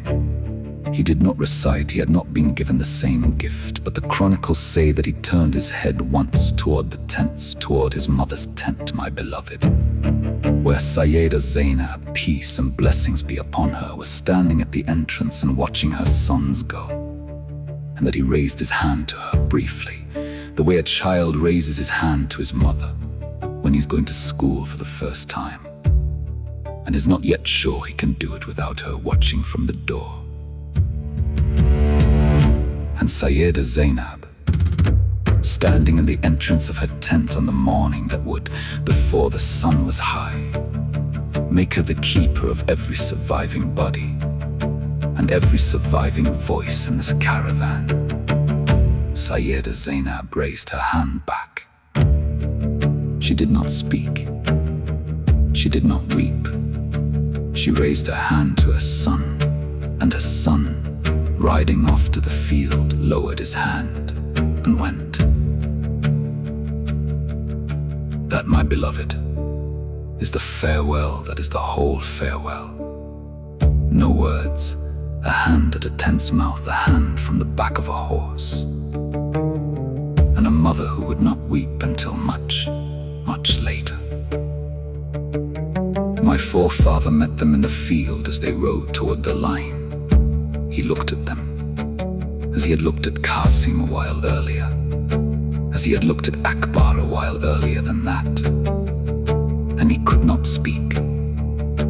He raised his head to the sky.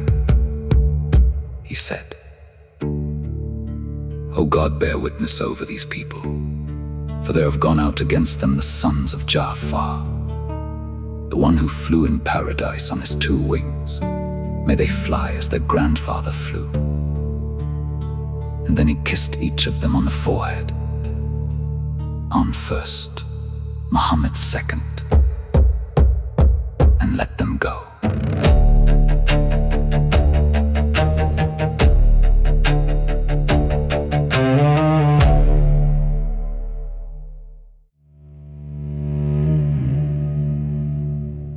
They fought as brothers fight, when neither of them is willing to be the one who lives. Aun went deeper into the line first. He cut down those who came at him with the practiced hand of a young man who had been trained in the courtyards of Medina by the same hands that had trained his cousins. He killed. The chronicles preserve the number variously.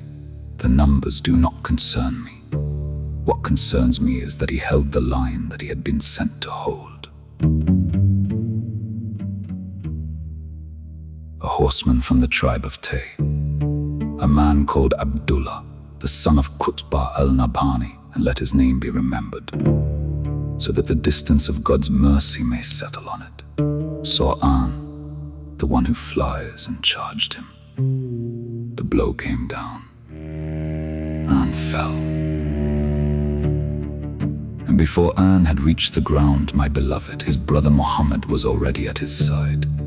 Muhammad had been a half step behind his whole life. He was a half step behind now. He drove his horse into the place where his brother had fallen, and he put himself between his brother and the closing line, and he fought. Not because he thought he could save Aun, because by now Aun was gone, but because he could not bear that his brother should be alone in the sand on the morning he had been preparing for since they were small. And then a man called Amir, the son of Nashal al-Taymi, and let his name too be remembered, so that the distance of God's mercy may settle on it, struck Muhammad from the side. The chronicles preserve the form of the blow, but not its precise weight. What they preserve is that Muhammad fell beside his brother, and that the place where the 2 brothers fell was the same patch of sand, and that when my forefather reached them, they were already lying with the lamenters as I has imagined them ever since. 2 boys side by side, the older one a half step ahead, the younger one a half step behind, both faces turned to the same sky. My forefather knelt between them. He laid his hand on Aun's forehead first. He said, "Peace upon you, my nephew. May your grandfather Ja'far, the one who flew, fly with you to your Lord." He laid his hand on Muhammad's forehead second. He said, "Peace upon you, my nephew. You followed him in life and you followed him in death, and God will not separate a brother from his brother on the day he gathers his friends." Then he raised his head and he looked across the field at the tents, at the entrance of one tent in particular, where a woman who had not yet wept was standing. And the chronicles say that for the first time that morning, my forefather wept aloud. He wept for his sister. He wept for the price his sister had paid in less than an hour of the morning of Ashura. And he knew, my beloved, what the rest of the day would still ask her to pay. And then, with his own two hands, he lifted Aun in his right arm and Muhammad in his left, and he carried them back together, because they had come into the world together, and they had been raised together, and they had ridden out together, and they would not, on this last morning, be separated from each other.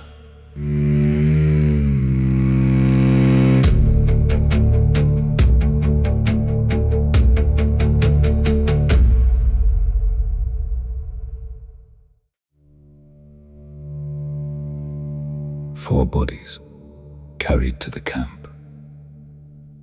The orphan child gathered into a cloak, many small pieces kept together only by the cloth my forefather had wrapped around them, laid down at the edge of the tents. And beside him, the perfect resemblance born whole, 18 years of growing, one spear wound in the chest, one face that the family had been looking at to remember the prophet. And beside the two of them, Aun in my forefather's right arm and Muhammad in my forefather's left. The older brother a half step ahead of the younger. The way they had always walked, the way they had always ridden, the way they had fallen, laid down so that no one had to choose which of them to lay down first. Side by side, the four of them. The mothers came. Sayyida Layla, the daughter of Abi Murrah, peace and blessings be upon her, came for Ali al-Akbar. The chronicles preserve her grief in lines that are too sacred to cite tonight in full. It is enough to say that she pressed her face to her son's face and gave the air the sound that mothers have given the air since the first mother and the first son. Ramla, Qasim's mother, came for the cloak full of pieces. She did not lift it, she knelt beside it. She placed her hand on what she could not see. And then, my beloved, and here, on this third farewell of the morning, the chronicles slow. Sayyida Zainab, peace and blessings be upon her, came for her sons. She did not run, she did not cry out. The chronicles say she walked the way a woman walks who knows she has a long road still ahead of her and cannot afford to spend her strength too early. She walked the way her grandmother Khadija had walked behind the bier of the messenger of God's first son. She walked the way her mother Sayyida Fatima al-Zahra had walked behind the bier of her father. She came to the place where her two boys were laid. She knelt. She placed her hand on Aun first, the older one, the one whose father had called him the one who flies, in honor of the grandfather who had flown. She placed her hand on Muhammad second, the younger one, the half step behind, the one who had raised his hand to her from the back of the horse on his way out. And listen, my beloved, because this is the moment the chronicles preserve in a sentence that has held our community for 14 centuries. She did not weep over them. She raised her face to her brother. And what she said, in the form the lamentation tradition has carried it, was not a complaint and not a question and not even quite a prayer. It was 3 words. She said, "Brother, they are yours." And my forefather sat down in the sand beside her, between his nephews, and the chronicles say that for the first time on the morning of Ashura, he could not raise his face from the ground. He wept silently, his beard was wet with tears. He did not move for a long time.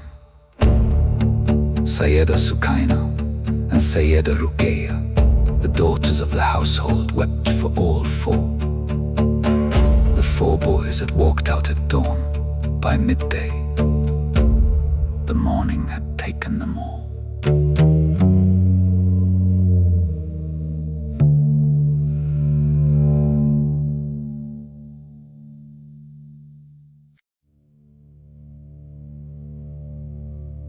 I was not there. I was not to be born for centuries more. I was not there on the night Qasim sat at his uncle's feet and was asked how he saw death, and answered, sweeter than honey. I was not there when Ali al-Akbar asked his father whether they were on the truth. I was not there when my aunt Sayyida Zainab took her 2 sons by the hand and brought them to the entrance of my forefather's tent and asked him to receive them. I was not there when my forefather kissed the face of his son and raised it to the sky and named it the face of the messenger of God. I was not there when Qasim fell and the horses passed over him and his uncle gathered the small pieces in his cloak. I was not there when the spear went through the breastbone of the eldest son. I was not there when Muhammad rode out a half step behind his brother Aun and turned his head once toward the tents and raised his hand to his mother, and his mother raised her hand back without a word. I was not there when the 4 bodies were laid side by side at the edge of the tents. But I remember. I remember the brightness on Qasim's face when his uncle caressed his head and asked how he saw death, and Qasim answered, sweeter than honey. I remember the sound of his cry, "Oh uncle, receive me," and the way it traveled across the field and reached his uncle's ear before any human ear should have been able to hear it. I remember the words my forefather said when he raised his eldest son's face to God. Whenever we longed for the sight of your prophet, we looked at him. I remember every cut in Qasim's body, and every piece of him my forefather gathered. I remember the spear that came through the breast of Ali al-Akbar from a man whose name will not be spoken in any house that loves the prophet from this night to the day I am permitted to come. I remember my aunt Sayyida Zainab standing at the entrance of her tent in the dawn, raising her hand to her son who was riding off, and lowering her hand and going inside without weeping, because she knew that the weeping would have to come later, when there was time. I remember Aun reciting as he rode out, "The one who flies," and the verses of the Quran that left his lips on the morning of his death. I remember Muhammad a half step behind his brother in life and a half step behind his brother in death.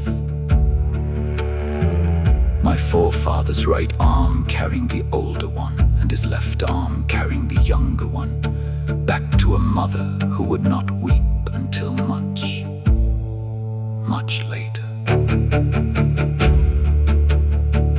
I remember the 4 of them, my beloved, laid side by side at the edge of the tents, the orphan child in pieces, the perfect resemblance whole, the 2 brothers carried back together, because the loom on which the cloth of that morning was woven was placed in the unseen by my Lord, who entrusted me to keep watch over it until the day I am permitted to come.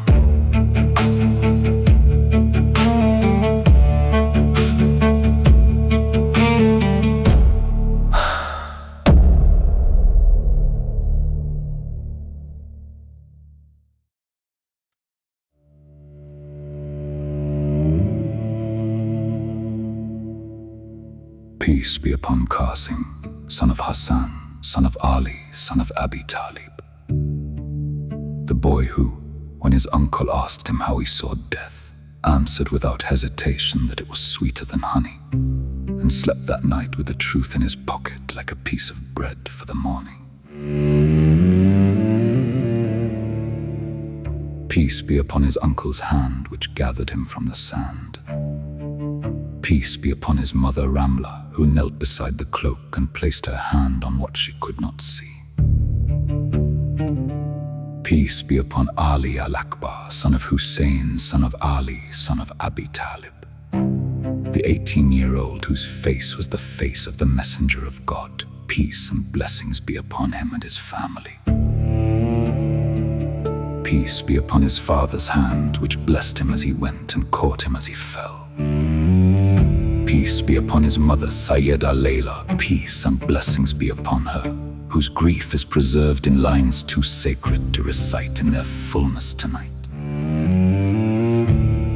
Peace be upon An, son of Abdullah, son of Ja'far, the one who flies in paradise. The elder of the two brothers, reciter of the chapters and verses of the Quran, who advised for the sake of the merciful Lord and was the companion of great peers. Peace be upon Muhammad, son of Abdullah, son of Ja'far, who was martyred in the place of his father, who followed the example of his brother and protected him with his life. Peace be upon their father Abdullah, the son of Ja'far. Peace and blessings be upon him, who could not come to the field and who said when the news of his two sons reached him, "If my own hands could not support him, my two sons supported him." Peace be upon their mother Sayyida Zainab. Peace and blessings be upon her, who took her sons by the hand and brought them to the entrance of her brother's tent and asked him to receive them and walk back to her tent without weeping, because she knew the weeping would have to come later, when there was time. Peace be upon every young man who has walked out in any age, with his father's blessings still on his face. Peace be upon every 14-year-old who has been asked a question about death and answered it with the truth. Peace be upon every face that has ever carried a forefather's face and was given to a cause that deserved the carrying. Peace be upon every pair of brothers who have ridden out together because neither would let the other go alone. Peace be upon every mother who has sent her sons before her and stood at the entrance of her own tent on the morning of their going and raised her hand to them without a word.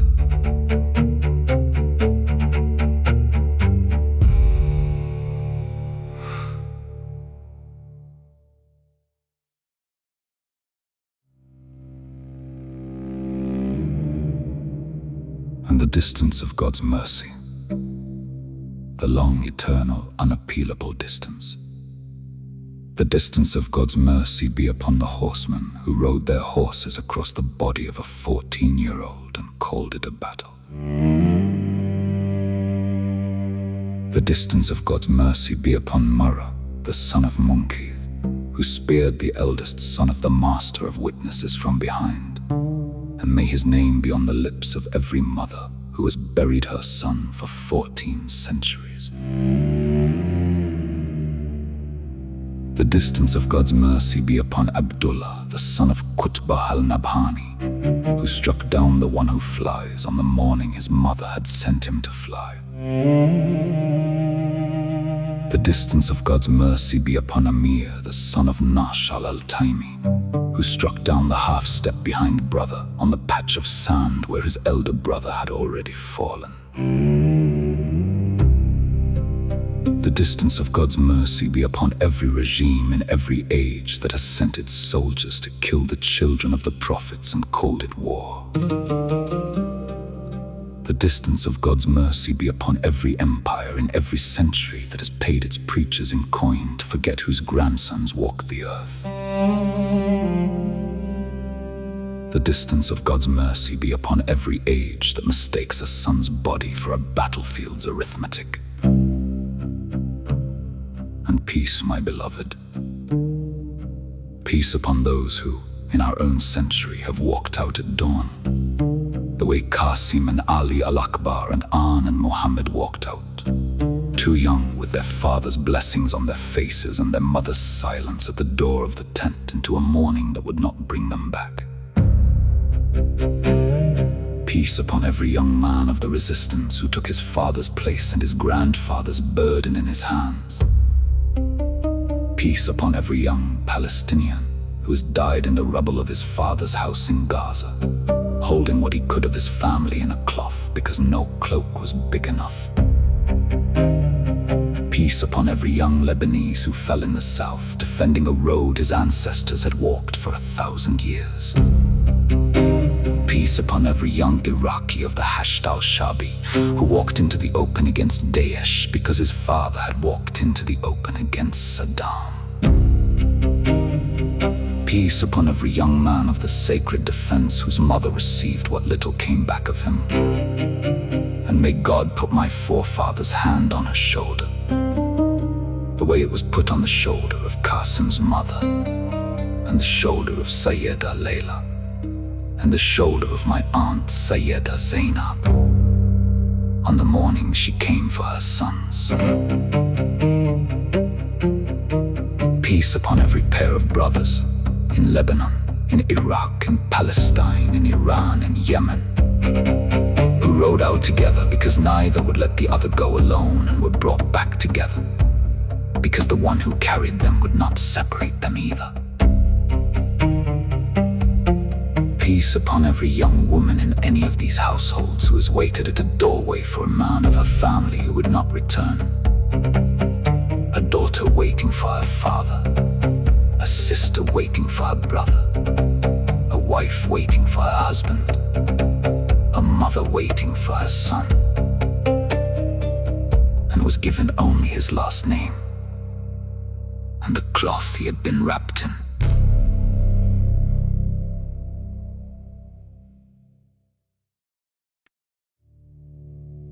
My beloved, I tell you tonight from behind the veils of the occultation, where I stand and where I wait and where I watch every one of you. The youth of Hussein die for the proof of God. Revolutionary youth die for an idea. That is the difference. And that is everything. If your sons grow up and the world tells them their face must wear the face of a flag, or the face of an ideology, or the face of an empire, teach them to look in the mirror and see whose face they were given. If your sons grow up and a horseman comes to ask them which side of the field they will take, teach them to answer like Qasim, the way he answered when his uncle asked him how he saw death. If your sons grow up and the world wants them to die for a cause that is too small for the price of their lives, teach them, like Ali al-Akbar, to ask their father whether they are on the truth before they ask anyone else for permission to fight. If your sons grow up with brothers and a morning comes that asks one of them to ride out, teach them, like Aun and Muhammad, that no brother of theirs is going to ride out alone, and that a half step behind a brother is the truest place a younger brother has ever stood. And if you are a mother, my beloved, if you are a mother and the morning comes that the world asks for your son, and there is no father in the house to send him, learn from my aunt Sayyida Zainab how a mother does the sending. She walked her sons to her brother's tent. She placed their hands in his hand. She did not weep. She raised her hand to them at the entrance of her own tent and lowered it and went in. The weeping came later. There was time.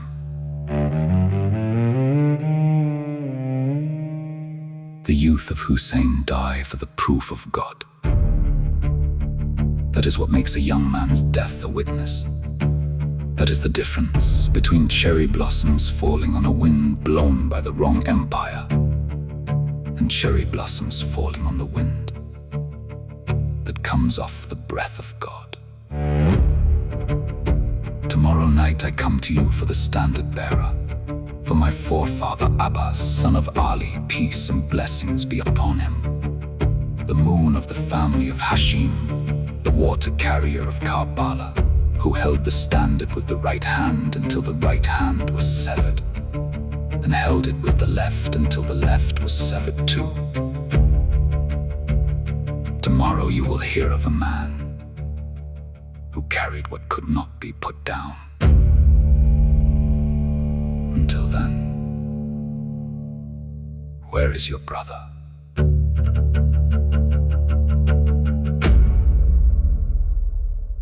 Where is is your brother.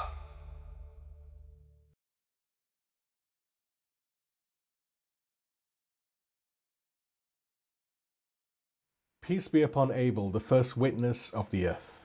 Peace be upon every witness in every tradition who refused to bow. Peace be upon the horrors of every house. Peace be upon Qasim and al-Akbar and the two brothers, Aun and Muhammad, who never had to reach because they were born holding it. Peace be upon Hussein, the master of witnesses. Peace be upon the Imam of our age. May our souls be his ransom, and may God hasten his return. Peace be upon the candle that no Cold War can put out, that no empire can blow out, that no diaspora can mislay, that no kitchen and shoes Islam can extinguish, because the oil of that candle is the oil of the prophets, all the way back to the first witness, all the way forward to the witness who has not yet come. O God, we have nowhere to go but your door. You are the one who made us into nations and tribes that we might know one another. You are the one who made covenant before you made body. You are the one whose justice, adl, is the principle of your being, by which a chosen people is a people of responsibility and never a people of position.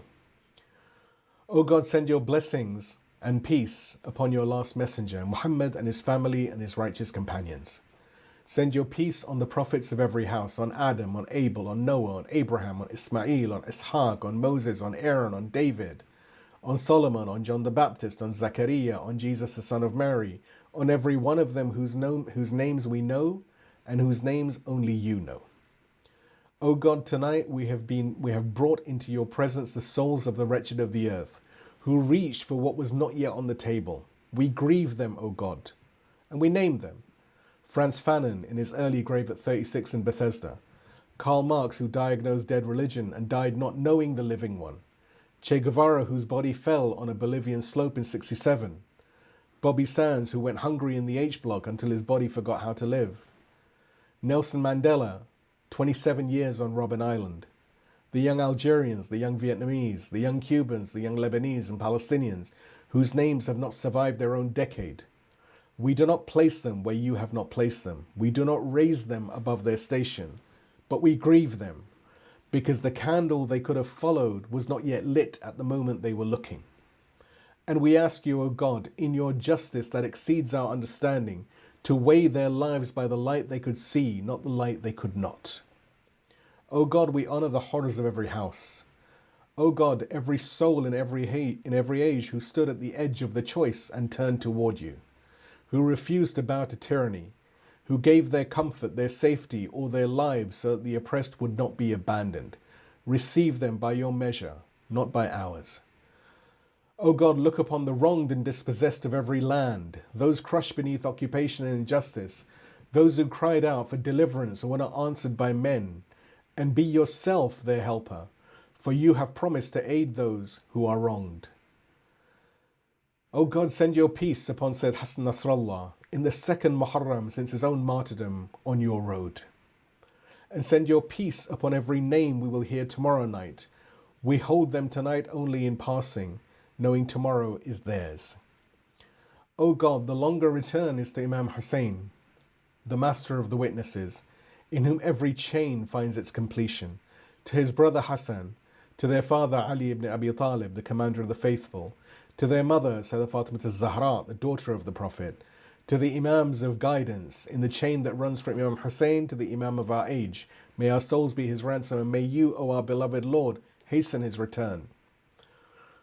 O God, send your peace upon Qasim ibn Hasan, the boy who asked his uncle and was answered, and whose body came back in pieces, and whose witness came back whole. Send your peace upon Ali al-Akbar, the son of Imam al-Hussein, the 18-year-old, whose face was the face of the Prophet of God.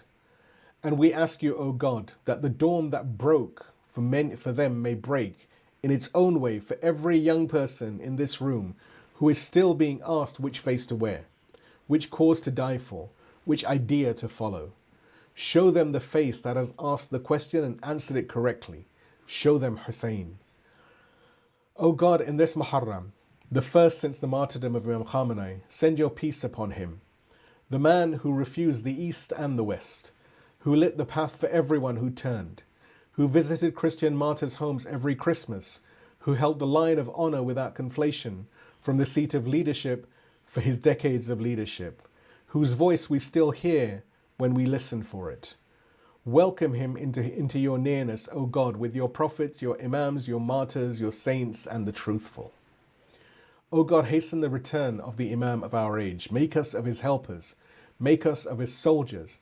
Make us of those who, when he calls, are already standing. O God, we have nowhere to go but to you, and no one to ask except you, and no words enough except the ones you have placed on the tongues of your friends. Inna lillah wa inna ilayhi raji'un. We belong to God, and to him we return. And we repeat your promise, an eternal promise for justice and a warning for the wrongdoers. وَسَيَعْلَمُ الَّذِينَ ظَلَمُوا أَيَّ مُنْقَلَبٍ يَنْقَلِبُونَ.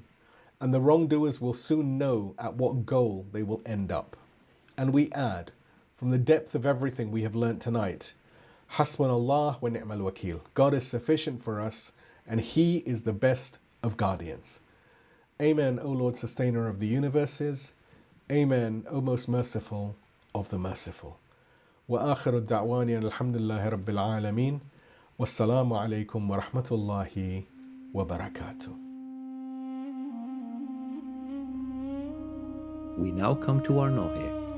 A Nohe is an elegy, mourning poetry recited and sung for Imam Hussein. Peace and blessings be upon him and those who fell at Karbala. It is grief made shared, so please join in with your voice and with your hand upon your chest.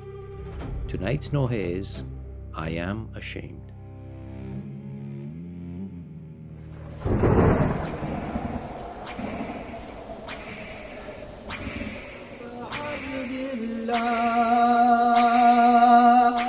أبا عبد الله أبا عبد الله أبا عبد الله أبا عبد الله أبا عبد الله أبا عبد الله أبا عبد الله Alas, all the vows that I took in my youth are lost, my love, my heart. It forgot how to hold to the blessed rope of truth. Oh, how I wasted all my youth, foolishly fled the word of truth. Yet here I stand as like a proof. For your open arms do not accuse.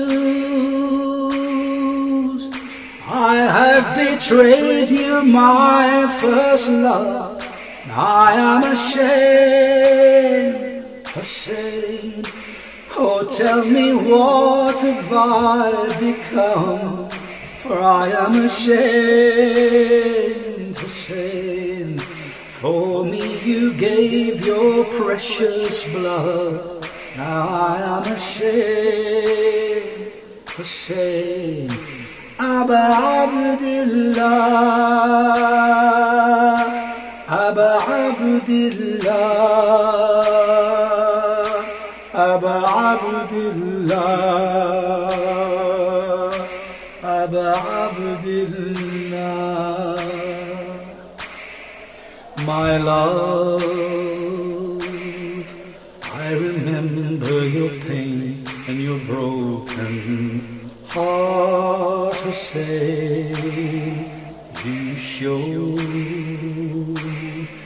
me the path that the morning will gain. Yet I wasn't brave like sweet Abbas. I was disarmed by foolishness. My eyes were blinded by my nafs. Yet neath your flag I stand at last. Hear my prayer, raise it aloft, for I am ashamed to say how how can I ever bear the cost? For I am ashamed, Hussein. Without your love I'm surely lost.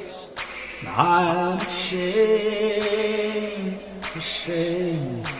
Aba Abdillah,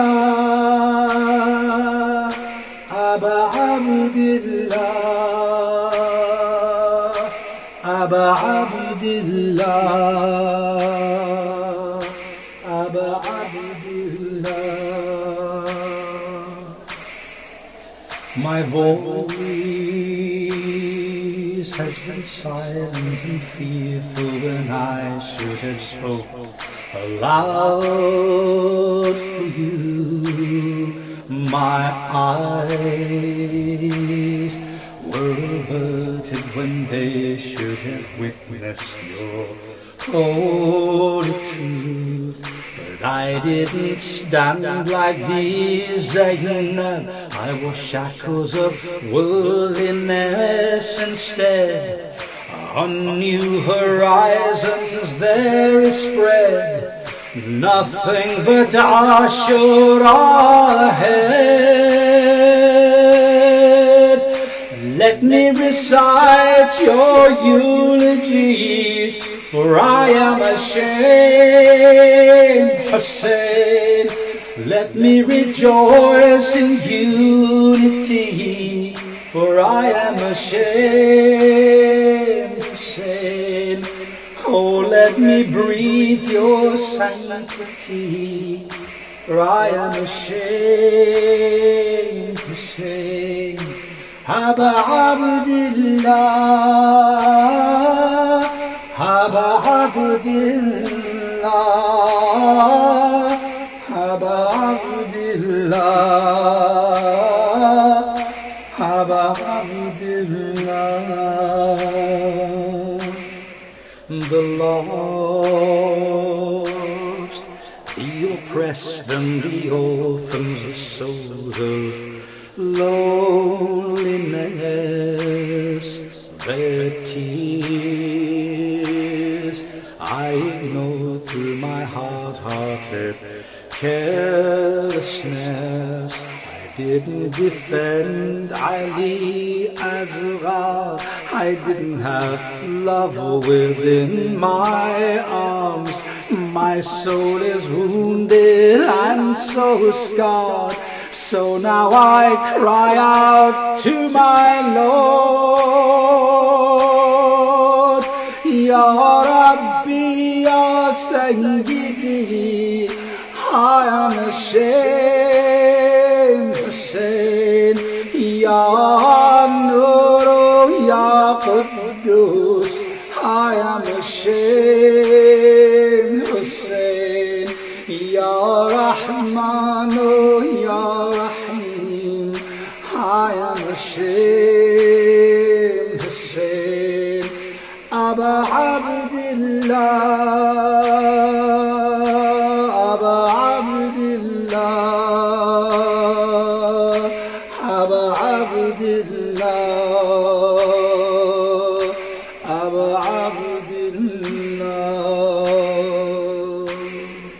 Rejoice, for Allah, He has opened the door and He will forgive. Hussein, how He opens our hearts and He gives us the hope to live. Oh, let us learn from our Hussein, lest Ashura should be in vain. At Karbala, that dreadful plain, nothing but beauty, our refrain. Every tear shed at your grave means there's no shame, Hussein. Every beat upon my chest means there's no shame, Hussein.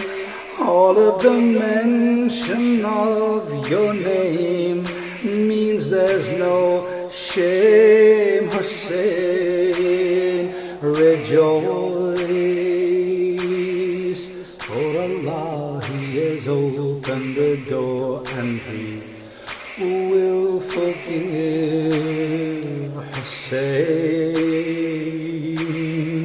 how He opens our hearts and He gives us the hope to live. Oh, let us learn from our Hussein, lest Ashura should be in vain. At Karbala, that dreadful plain, nothing but beauty our refrain.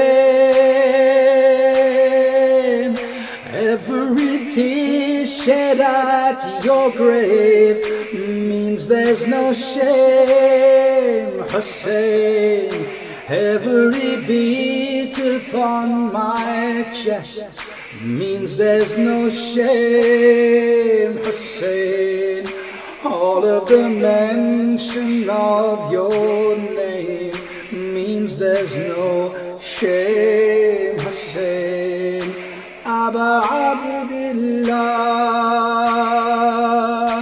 Aba Abdillah, Aba Abdillah, Aba Abdillah, Aba Abdillah, Aba Abdillah, Aba Abdillah, Aba Abdillah.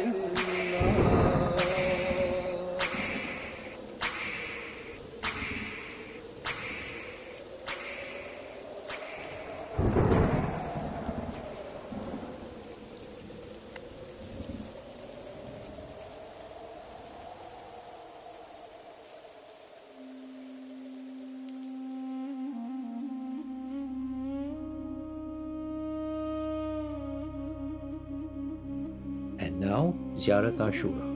A ziyarah is a visitation. Across every mile and every century, we stand before Imam Hussein.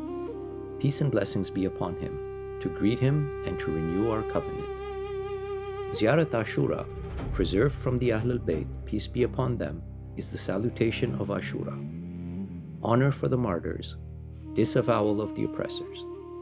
You will hear our poetic English rendering and its full meaning intact, and understand its disavowal, not of a people, but of tyranny across all of history.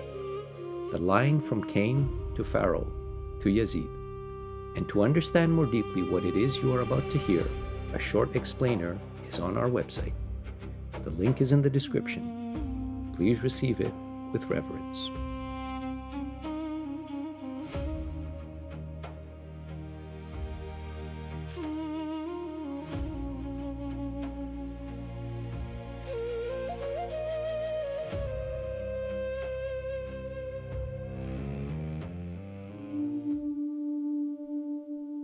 Peace be upon you, O Aba Abdillah. Peace be upon you, O son of the messenger of God. Peace be upon you, O chosen of God and son of his chosen. Peace be upon you, O son of the commander of the faithful. Peace be upon you, O son of Fatima, mistress of the women of all the worlds.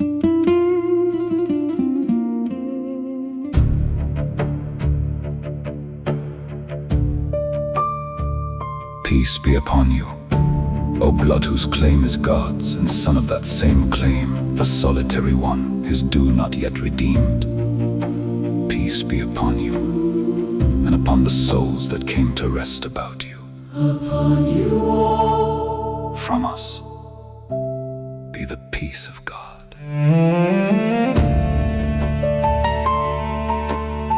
For as long as we remain, and as long as night and day endure.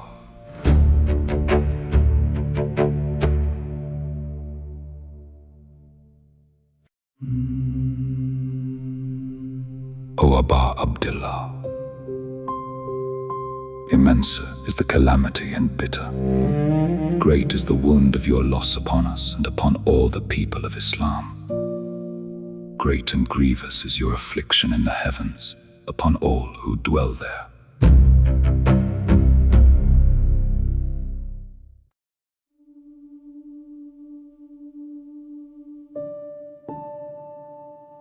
May the mercy of God be distant from a people who laid the first foundation of injustice and tyranny against you, O people of the house.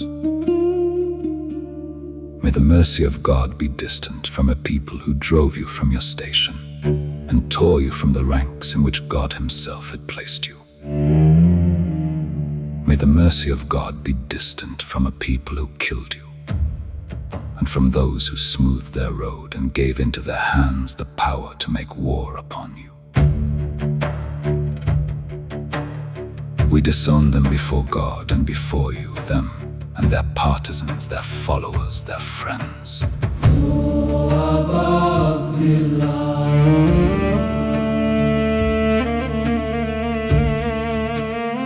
We are at peace with all who are at peace with you, and at war with all who war against you, until the day of resurrection.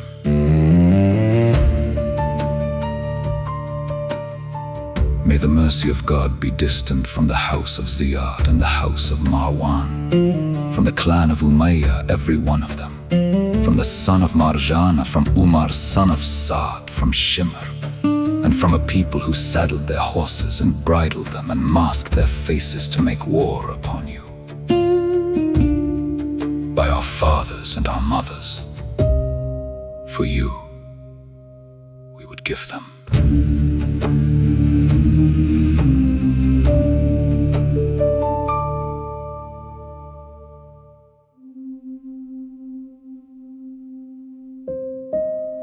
Great is our grief for you, and so we ask of God, who ennobled your station and honored us through you, that He grant us to seek the requital of your blood at the side of an Imam divinely aided, from the household of Muhammad, peace and blessings be upon him and his family.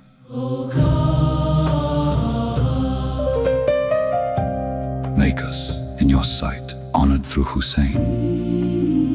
Peace be upon him, in this world and the next.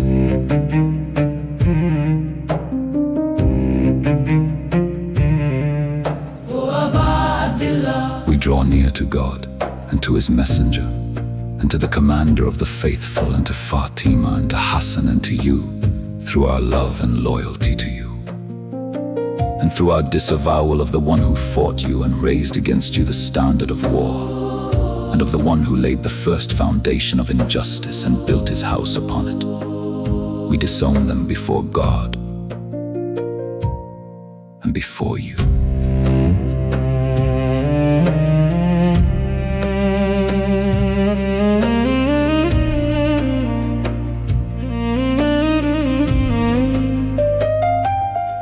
So we ask of God, who honored us with knowing you and knowing those who love you, that He place us with you in this world and the next, that He set firm for us in your presence a footing of truth, that He bring us to the praised station that is yours with God, and that He grant us to seek our requital at the side of a guiding Imam, manifest and speaking with the truth from among you.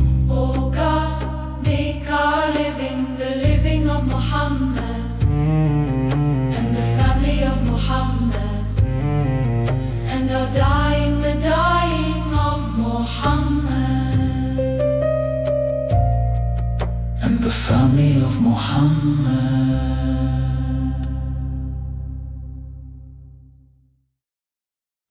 O God,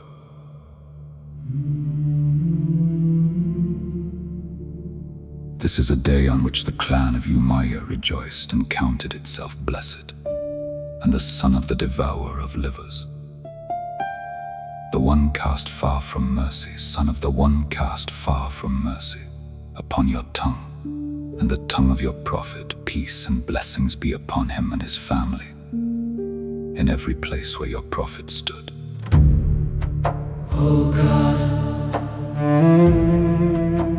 Let your mercy be far from Abu Sufyan and Muawiyah, and Yazid son of Muawiyah, upon them from you. Be that exile from mercy, for all the ages without end. This is a day on which the house of Ziyad and the house of Marwan rejoiced at their killing of Hussein. God's blessings be upon him.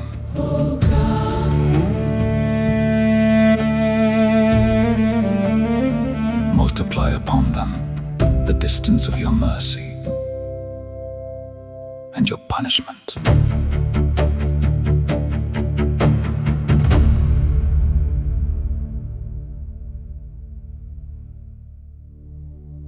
O God, let your mercy be distant from the first who wronged the right of Muhammad and the family of Muhammad, and from the last who followed him upon that road. Let your mercy be distant from the band who fought against Hussein and sided with his killing and pledged to it and followed in it. Let your mercy be distant from them, all of them.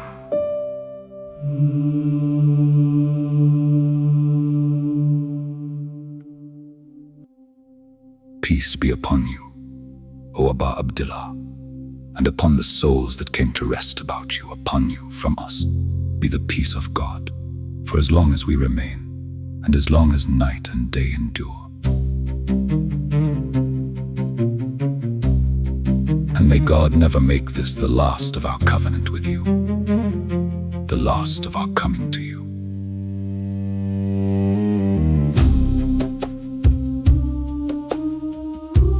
Peace be upon Hussein, and upon Ali son of Hussein, and upon the children of Hussein, and upon the companions of Hussein.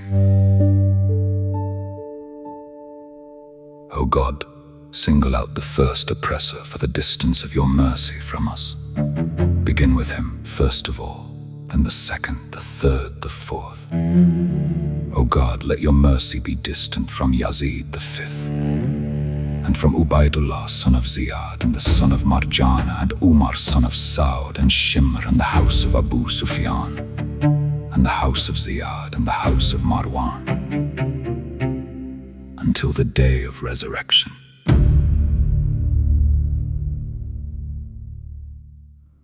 O God, to you belongs all praise, the praise of those who give thanks to you even in their affliction. All praise is God's, for the immensity of our sorrow.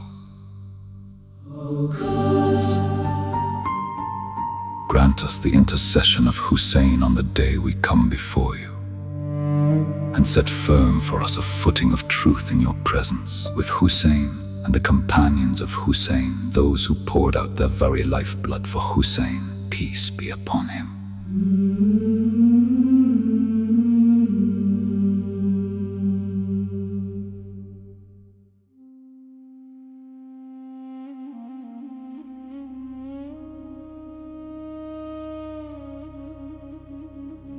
And so we close the sixth night. Thank you for coming and for the tears you have given for these young witnesses. And before we pray, if these young witnesses moved you, please subscribe, like, and share. Let their story travel through you to others. May God accept us, keep our witness anchored in Him, and gather us with the youth of Karbala on the day we most need them. And may He protect and strengthen our Wali al-Faqih, Imam Sayyid Mushtaba Khamenei. May God protect him until the appointed hour. Tonight, a father, an uncle, and a mother each said goodbye to a young man they loved. The question belongs to them too. Where is your brother? Good night, and may God keep you.